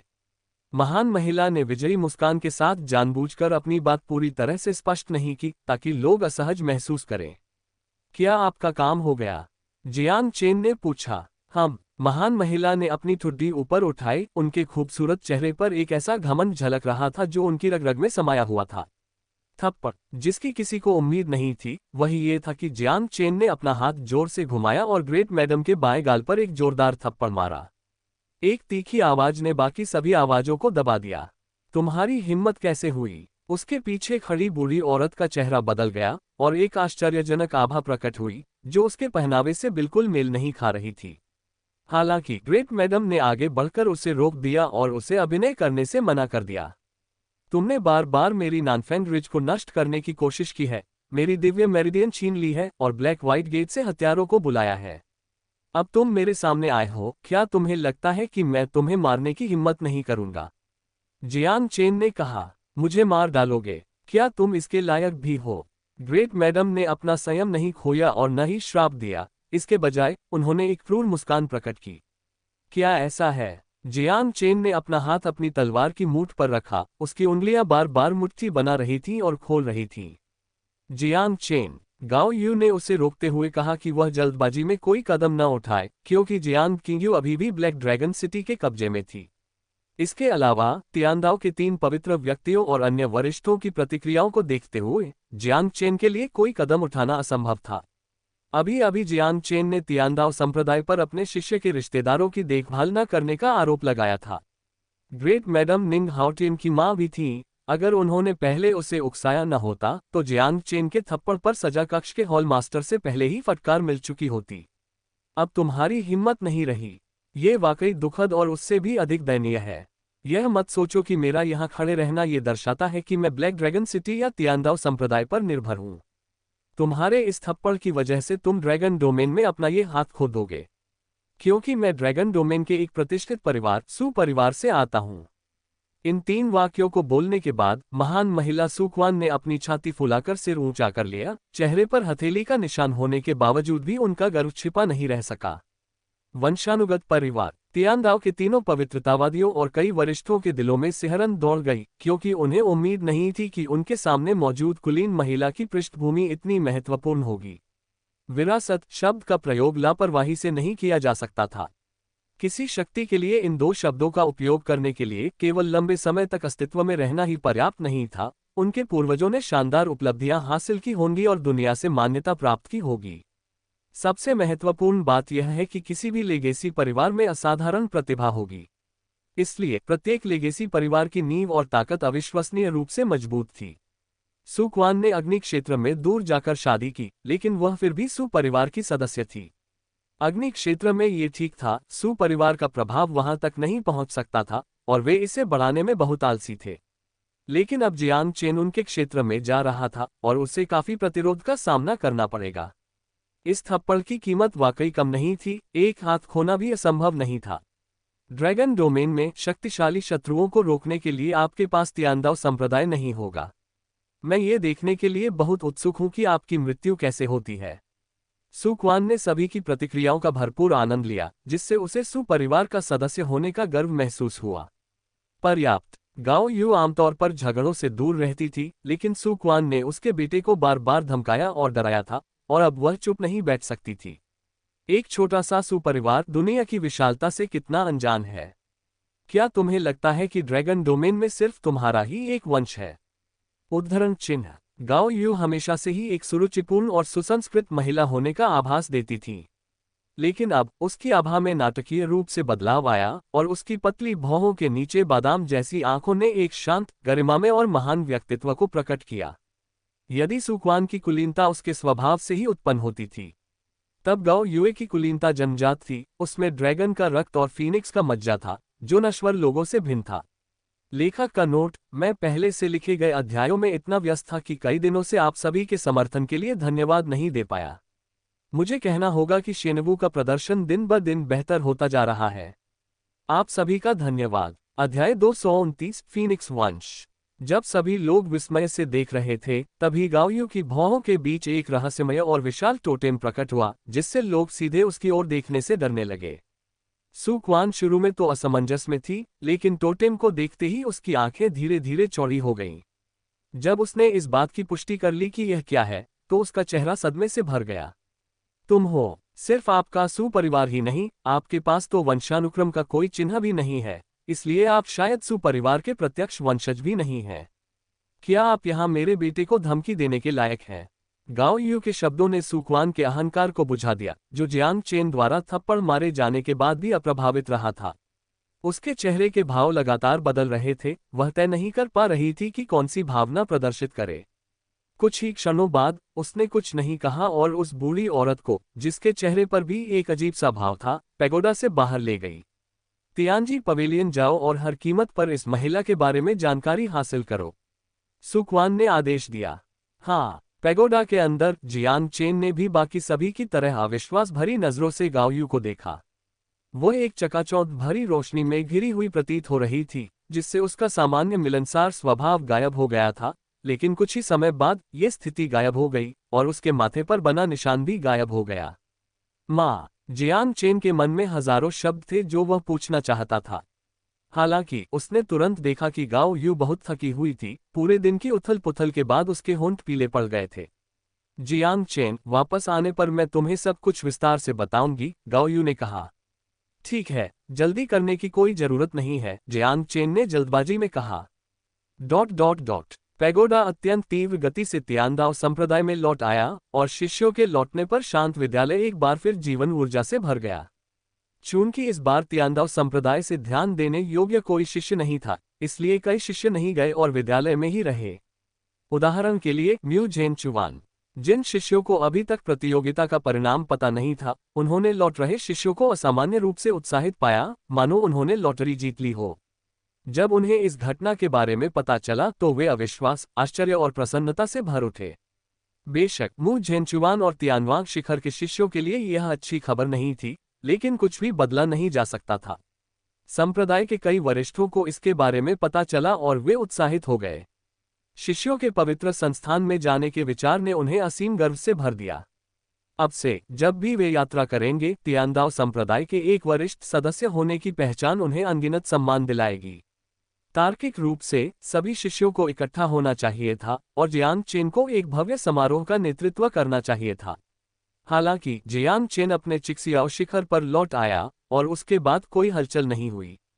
तियानदाओ के 3 पवित्रों को पता था कि वह अपनी मां की देखभाल कर रहा है और उन्होंने उस पर कोई दबाव नहीं डाला।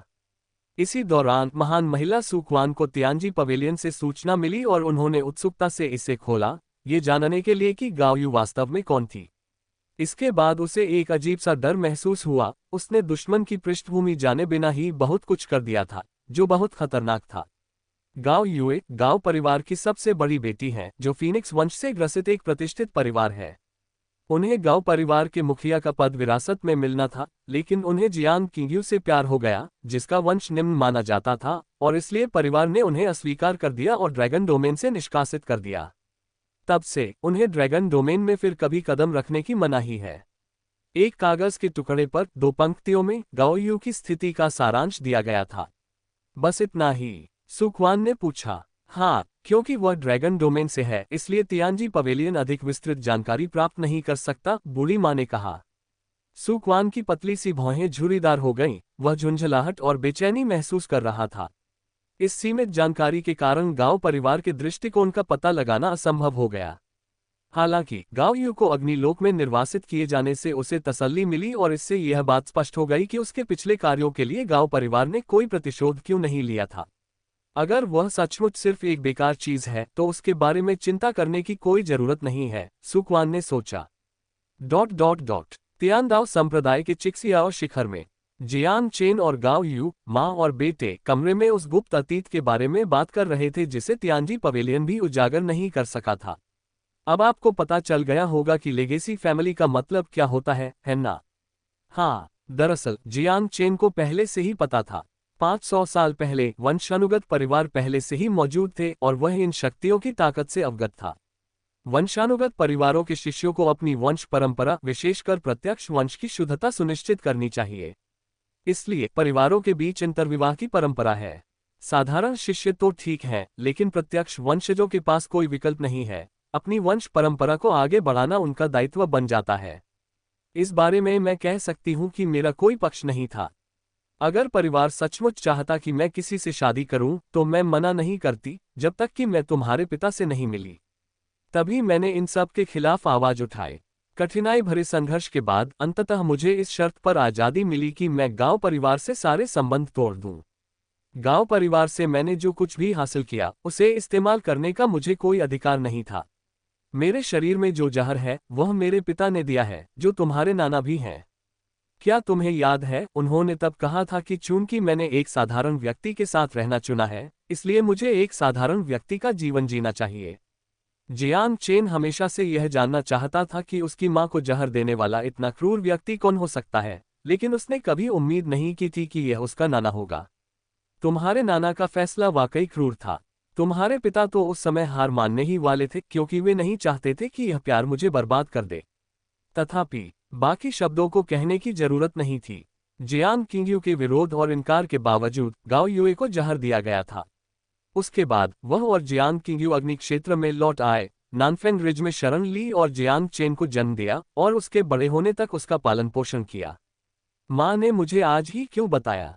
मुझे लगा था कि आपने मुझे इसलिए नहीं बताया क्योंकि जिसने आपको जहर दिया था वह मेरा ऐसा दुश्मन था जिससे मैं अभी निपट नहीं सकती थी, जियांग चेन ने हैरानी से पूछा। उस समय मुझे लगा कि आपको बताने की कोई जरूरत नहीं है, लेकिन मैंने कभी उम्मीद नहीं की थी कि आप इतने उत्साही होंगे, और अब तो आप ड्रैगन डोमेन भी जा रहे हैं। ये बातें छुपाई नहीं जा सकती। गाओ यू ने हल्की सी मुस्कान के साथ कहा, सबसे महत्वपूर्ण बात यह है कि मुझे उम्मीद है कि आप अपने नाना को ढूंढकर उनसे अपने पिता को बचाने के लिए कहेंगे या स्वर्गीय बाहरी युद्ध क्षेत्र के स्वर्गीय पवन ताओवादी को सूचित करेंगे। हम जियांग चेन चौंक गया, ये तरीका वाकई अच्छा था। हालांकि उसने अपने पिता को एक दिन बचाने की चाह में लगन से साधना की, लेकिन इसी कारण से वह अपने पिता को ब्लैक ड्रैगन एबिस में कष्ट भोगने नहीं दे सका, जबकि उसके पास अन्य विकल्प मौजूद थे। तुम्हारे शरीर में गाओ परिवार का रक्त है, और तुम्हारा प्रदर्शन गाओ परिवार के उन शिष्यों से कुछ खास खराब नहीं है। शायद तुम्हारे दादाजी तुम्हें देखकर अपना मन बदल ले, गाओ यू ने आगे कहा। लेकिन उसने अपनी सगी बेटी के साथ इतनी बेरहमी से व्यवहार किया, कौन जाने उसका क्या हाल होगा। जियांग चेन के स्वर में आक्रोश झलक रहा था। परिवार को मैंने ही निराश किया है, मैंने परिवार की उम्मीदों पर पानी फेर दिया है। जियांग चेन, तुम्हें अपने नाना को दोष नहीं देना चाहिए। ये सुनकर गाओ यू बहुत भावुक हो गई। लेकिन हालांकि उसने ये कहा, लेकिन जियांग चेन को अपनी मां की पिछली जहर की बीमारी के दौरान की स्थिति और उनके वर्तमान कमजोर शरीर की याद आ गई, जिससे उसे बहुत दुख हुआ और वह अपनी नाराजगी को पचा नहीं पाया। स्वर्गीय बाह्य युद्ध क्षेत्र में तियांदाओ संप्रदाय भी आपके पिता के गुरु को संदेश नहीं भेज सकता। केवल ड्रैगन डोमेन के पास ही स्वर्गीय बाह्य युद्ध क्षेत्र तक जाने का मार्ग है, गाओयू ने आगे कहा। जियांग किंगयू को बचाने का फैसला करने के बाद पहली योजना कभी भी जियांग चेन के शक्तिशाली होने की प्रतीक्षा करना नहीं थी, बल्कि स्वर्गीय पवन ताओवादी को सूचित करने का एक तरीका खोजना था। ठीक है। जियांग चेन शांत हो गया और उसने धीरे से सिर हिलाया। मैं एक पत्र लिखूंगी, और जब तुम अपने नाना से मिलने जाओगी तो इसे अपने साथ ले जाना, गाओयू ने कहा। हम दूसरी ओर जियांग चेन को आश्चर्य हुआ कि अगर उसके तथाकथित नाना को पता चल जाए कि वह अपनी मां के शरीर से जहर निकालने की कोशिश कर रहा है, तो क्या वह उसे रोकने की कोशिश करेंगे। उन्हें गाओ परिवार से ज्यादा उम्मीद नहीं थी, लेकिन गाओयू को इस हालत में देखकर वे अपने विचार खुलकर व्यक्त नहीं कर सके, कहीं ऐसा न हो कि इससे वह चिंतित हो जाए। आधे घंटे बाद गाओयू ने एक खाली कागज पर कुछ लिखा, फिर उसे एक एक शब्द करके पढ़ा और उसके बाद उसे एक लिफाफे में बंद करके जियांग चेन को सौंप दिया। तुम भी थक गए हो, जाओ आराम करो, गाओयू ने कहा। जियांग चेन ने पत्र लिया और अपने कमरे में लौट आया, बिस्तर पर लेट गया और दिन भर की घटनाओं और कई लड़ाइयों के बारे में सोचते सोचते वह अनजाने में सो गया। अध्याय 230 दादा। अगले दिन जब जियांग चेन जागा तो बाहर सूरज तेज चमक रहा था, उसका शरीर सामान्य हो गया था और उसका मूड शांत हो गया था। बाहर कदम रखते ही उसने देखा कि बायलिंग चिक्सियाओ चोटी पर इधर उधर दौड़ रही थी और जियांग मनो के शिष्यों के साथ खेल रही थी।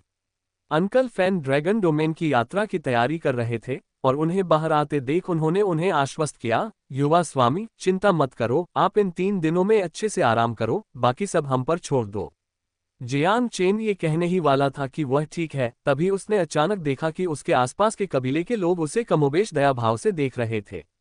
आखिरकार 10,000 जानवरों के साम्राज्य जैसी नरक जैसी जगह से बाहर आने के बाद उसने बहुत कष्ट सहा होगा।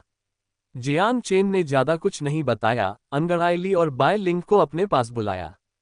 चिक्सियाओ पीक अब एक सुरक्षित जगह है, और यह आपकी आध्यात्मिक बुद्धि को पूरी तरह से जागृत करने में आपकी मदद कर सकता है, जियांग चेन ने कहा। बायलिंग की वर्तमान बुद्धि एक मानव बच्चे के समान थी, लेकिन दुनिया के बारे में उसकी सोच और समझ अभी भी पर्याप्त नहीं थी। बाहरी मदद के बिना इस प्रक्रिया में दशकों लग जाएंगे, और तभी बायलिंग को एक सच्चा क्रूर जानवर माना जाएगा, जो स्वर्ग और पृथ्वी के सार को अवशोषित करके मनुष्य की तरह साधना करेगा। बायलिंग की अपनी कोई राय नहीं थी, जियांग चेन जो भी कहता वह उसी का अनुसरण करती थी। इस प्रकार जियांग चेन पहाड़ों में स्थित संरचना के केंद्र में पहुंचा, ये सुनिश्चित करते हुए कि कोई उन्हें परेशान न करे, और बायलिंग को जमीन पर लेटने का इशारा किया, जबकि उसने दोनों हाथों से उसके बाघ के सिर को पकड़ लिया। कुछ देर बाद बायलिंग ने अपनी आंखें बंद कर ली और उसके सिर और जियांग चेन के हाथों से एक चकाचौंध भरी नीली रोशनी निकली। इस प्रक्रिया के दौरान एक व्यक्ति और एक बाघ की आत्माएं आपस में जुड़ गईं और साथ मिलकर नए क्षेत्रों की खोज की। जियांग चेन ने एक क्रूर जानवर की हत्या की मंशा को महसूस किया, मानो वह एक खून से लथपथ दुनिया में हो, जहां हजारों सैनिक लगातार लड़ रहे हो, खून नदियों की तरह बह रहा हो और गर्जनाएं अंतहीन रूप से गूंज रही हो। ये जियांग चेन के लिए एक अप्रत्याशित परिणाम था और उसने तुरंत अपने मन पर नियंत्रण कर लिया, अन्यथा उसका व्यक्तित्व पूरी तरह से बदल जाता और वह एक हत्यारा राक्षस बन जाता। हालांकि हर चीज के दो पहलू होते हैं, बाय लिंग की सहज हत्या की प्रवृत्ति मन को संयमित करने का सबसे अच्छा तरीका था, और ऐसी साधना अवस्थाएं हर किसी के पास नहीं हो सकती थी। बाय लिंग की बात करें तो उसने मानवीय सोच के तरीकों को समझना शुरू कर दिया और दुनिया की हर चीज के बारे में एक नई समझ हासिल की। पता चला कि सोने और पंजे तेज करने के लिए इस्तेमाल किया जाने वाला एक विशाल पेड़ अनगिनत वर्षों में एक छोटे से पौधे से विकसित हुआ था। उन्होंने जीवन शक्ति को समझा और सभी चीजों में निहित आध्यात्मिकता का अन्वेषण किया। बहुत समय बाद ये स्थिति समाप्त हो गई और व्यक्ति और बाघ दोनों को अपना अपना लाभ हुआ। दादा, अचानक जियांग चेन के दिमाग में एक स्पष्ट आवाज गूंज उठी।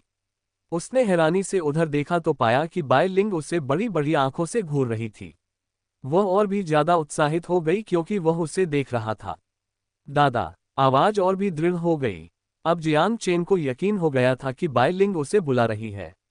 उन्हें आश्चर्य हुआ कि बाय लिंग ने इतनी जल्दी दिव्य चेतना विकसित कर ली थी और उनसे संवाद कर सकती थी, और इस संबोधन को सुनकर वे और भी अवाक रह गए। बाय लिंग का पालन पोषण उनके द्वारा बचपन से नहीं किया गया था। बाय लिंग के मन में उनका दर्जा पिता के समान नहीं होना चाहिए। हालांकि बाय लिंग को उससे बहुत गहरा स्नेह था और वह उसे इसी नाम से पुकारने को तैयार थी। जियांग चेन मना नहीं कर सका, भले ही उससे यह अजीब लग रहा था। वह केवल बाय लिंग के बड़े होने और इसे सुधारने का इंतजार कर सकता था। इस बारे में बात करते हुए उसने पाया कि अभी अभी हुई प्रक्रिया के दौरान उसने काफी मात्रा में घातक ची ऊर्जा पर महारत हासिल कर ली थी, जिससे उसका दिमाग बहुत शक्तिशाली हो गया था। इसके बाद के समय में जियांग चेन ने बाय लिंग को पढ़ाया। यह आसान काम नहीं था। बाय लिंग सबसे शरारती बच्चे से भी ज्यादा नटखट थी और उसे वहां बैठकर जियांग चेन की बातें सुनने के लिए कहना उसके चेहरे पर चिंता की लकीरें ला देता था। जियांग चेन को अचानक अपने पिता की उन भावनाओं का एहसास हुआ जो उन्हें सिखाते समय महसूस होती थीं। वे भावनाएं भी कुछ वैसी ही रही होंगी। इसके बाद जियांग चेन को तियांदाओ संप्रदाय द्वारा संत अकादमी प्रतियोगिता में उनके प्रदर्शन के लिए पुरस्कृत करने, तियांदाओ संप्रदाय को सम्मान दिलाने और अन्य शिष्यों को जियांग चेन से सीखने के लिए प्रोत्साहित करने के लिए बुलाया गया। इस अवसर को मनाने के लिए संप्रदाय के सभी शिष्यों को पुरस्कार प्राप्त होंगे। जियांग चेन ने लगभग एक दिन और एक रात आराम किया और अंततः तियांदाओ संप्रदाय अन्य शिष्यों को प्रेरित करने के लिए उसे एक आदर्श के रूप में उपयोग करने से खुद को रोक नहीं सका। तियांदाओ संप्रदाय के भीतर ही नहीं, बल्कि पूरे अग्नि क्षेत्र में उनकी वर्तमान प्रसिद्धि लगभग निंग हाओटियन से भी आगे निकल रही थी। आखिरकार जब निंग हाओटियन अपने चरम पर थे, तब सेंट अकादमी की कोई प्रतिस्पर्धा नहीं थी। निंग हाओटियन की बात करें तो जियांग चेन को ये जानने की उत्सुकता थी कि यह व्यक्ति आजकल किस काम में व्यस्त है। जब से उसे उप संप्रदाय नेता के पद से हटाया गया है, तब से उसके बारे में कोई खबर नहीं मिली है। उसने पहले सोचा था कि वह एकांत साधना में है, लेकिन कल उसने ब्लैक ड्रैगन सिटी की महान महिला को ये कहते हुए सुना कि वह कहीं गया है और लौटने वाला है। उस रात निंग हाओटियन तियांदाओ संप्रदाय लौट आया और किसी ने उसे तियानवांग चोटी पर उतरते हुए देखा। उसके और जियांग चेन के बीच के रिश्ते को देखते हुए ये पता चलने पर कि जियांग चेन को सेंट अकादमी में उच्च अध्ययन के लिए स्थान मिल गया है, ये कहना मुश्किल था कि वह क्या सोचेगा। बहुत से लोग निंग हाओटियन की प्रतिक्रिया को अपनी आंखों से देखना चाहते थे, लेकिन तियानवांग शिखर के शिष्यों के अनुसार निंग हाओटियन को वापसी के रास्ते में ही इसके बारे में पता चल गया था और उन्होंने कोई टिप्पणी नहीं की, जिससे उनकी घोर उपेक्षा झलकती है। इसी दौरान तियानवांग शिखर से खबर आई कि निंग हाओटियन इस अवधि के दौरान विभिन्न क्षेत्रों में भ्रमण कर रहा था, जिससे उसे कई अवसर मिले और उसने एक शक्तिशाली प्राणी की विरासत प्राप्त की। वह एकांत साधना में प्रवेश करने और एक अभूतपूर्व उपलब्धि प्राप्त करने की प्रतीक्षा कर रहा था, और इससे उसकी शक्ति एक उच्च स्तर पर पहुंच जाएगी। आश्चर्य की बात यह थी कि निंग हाओटियन ने घोषणा की कि एकांत साधना से बाहर आने के बाद वह किंगयुन रैंकिंग को चुनौती देगा। वह किंगयुन रैंकिंग में सबसे कम उम्र के शक्तिशाली खिलाड़ी बन जाएंगे। तियांदाओ संप्रदाय के शिष्य आश्चर्यचकित तो थे ही, साथ ही उन्होंने ये भी सोचा कि निंग हाओटियन ने संत अकादमी प्रतियोगिता में भाग नहीं लिया था क्योंकि उनका स्तर पहले ही टोंगटियन स्तर तक पहुंच चुका था। अब उन्नत अध्ययन के लिए स्थान प्राप्त कर चुके जियांग चेन को अभी भी टोंगटियन क्षेत्र में प्रवेश करने के लिए संत अकादमी जाना होगा। इस तरह किसी को भी यह नहीं लगा कि जियांग चेन को उन्नत अध्ययन का स्थान मिलने से निंग हाओटियन पर कोई प्रभाव पड़ेगा। वह पहले ही इस चरण को पार कर चुका था और अग्नि क्षेत्र के शीर्ष की ओर बढ़ रहा था। सबसे कम उम्र के टोंगटियन क्षेत्र विशेषज्ञ की उपाधि धारण करने वाला यह निंग हाओटियन विभिन्न क्षेत्रों में अपनी प्रतिभा का प्रदर्शन कर रहा है, और मैंने सुना है कि उसने अपनी विरासत ठीक अपनी उम्र के कारण ही हासिल की है। वेन शिन ने आक्रोश से कहा। एक शक्तिशाली व्यक्ति की विरासत को आसानी से आगे नहीं बढ़ाया जा सकता, इसमें कई प्रतिबंध होते हैं और कोई भी शक्तिशाली व्यक्ति यह नहीं चाहेगा कि उसकी क्षमताएं किसी अयोग्य व्यक्ति के हाथों में पड़ें। इसलिए एक लेगेसी साइट में कई शर्तें होंगी, जिनमें से एक प्रतिभा का संवर्धन करना होगा। निंग हाओटियन का 21 वर्ष की आयु में टोंगटियन क्षेत्र तक पहुंचना स्वाभाविक रूप से इस शर्त को पूरा करता था। वेन शिन इस बात से क्रोधित थी कि निंग हाओटियन जियांग चेन की दिव्य नारी चुराकर ऐसा करने में सक्षम था, अन्यथा वह अभी भी केवल एक साधारण दिव्य यात्रा क्षेत्र विशेषज्ञ ही होता।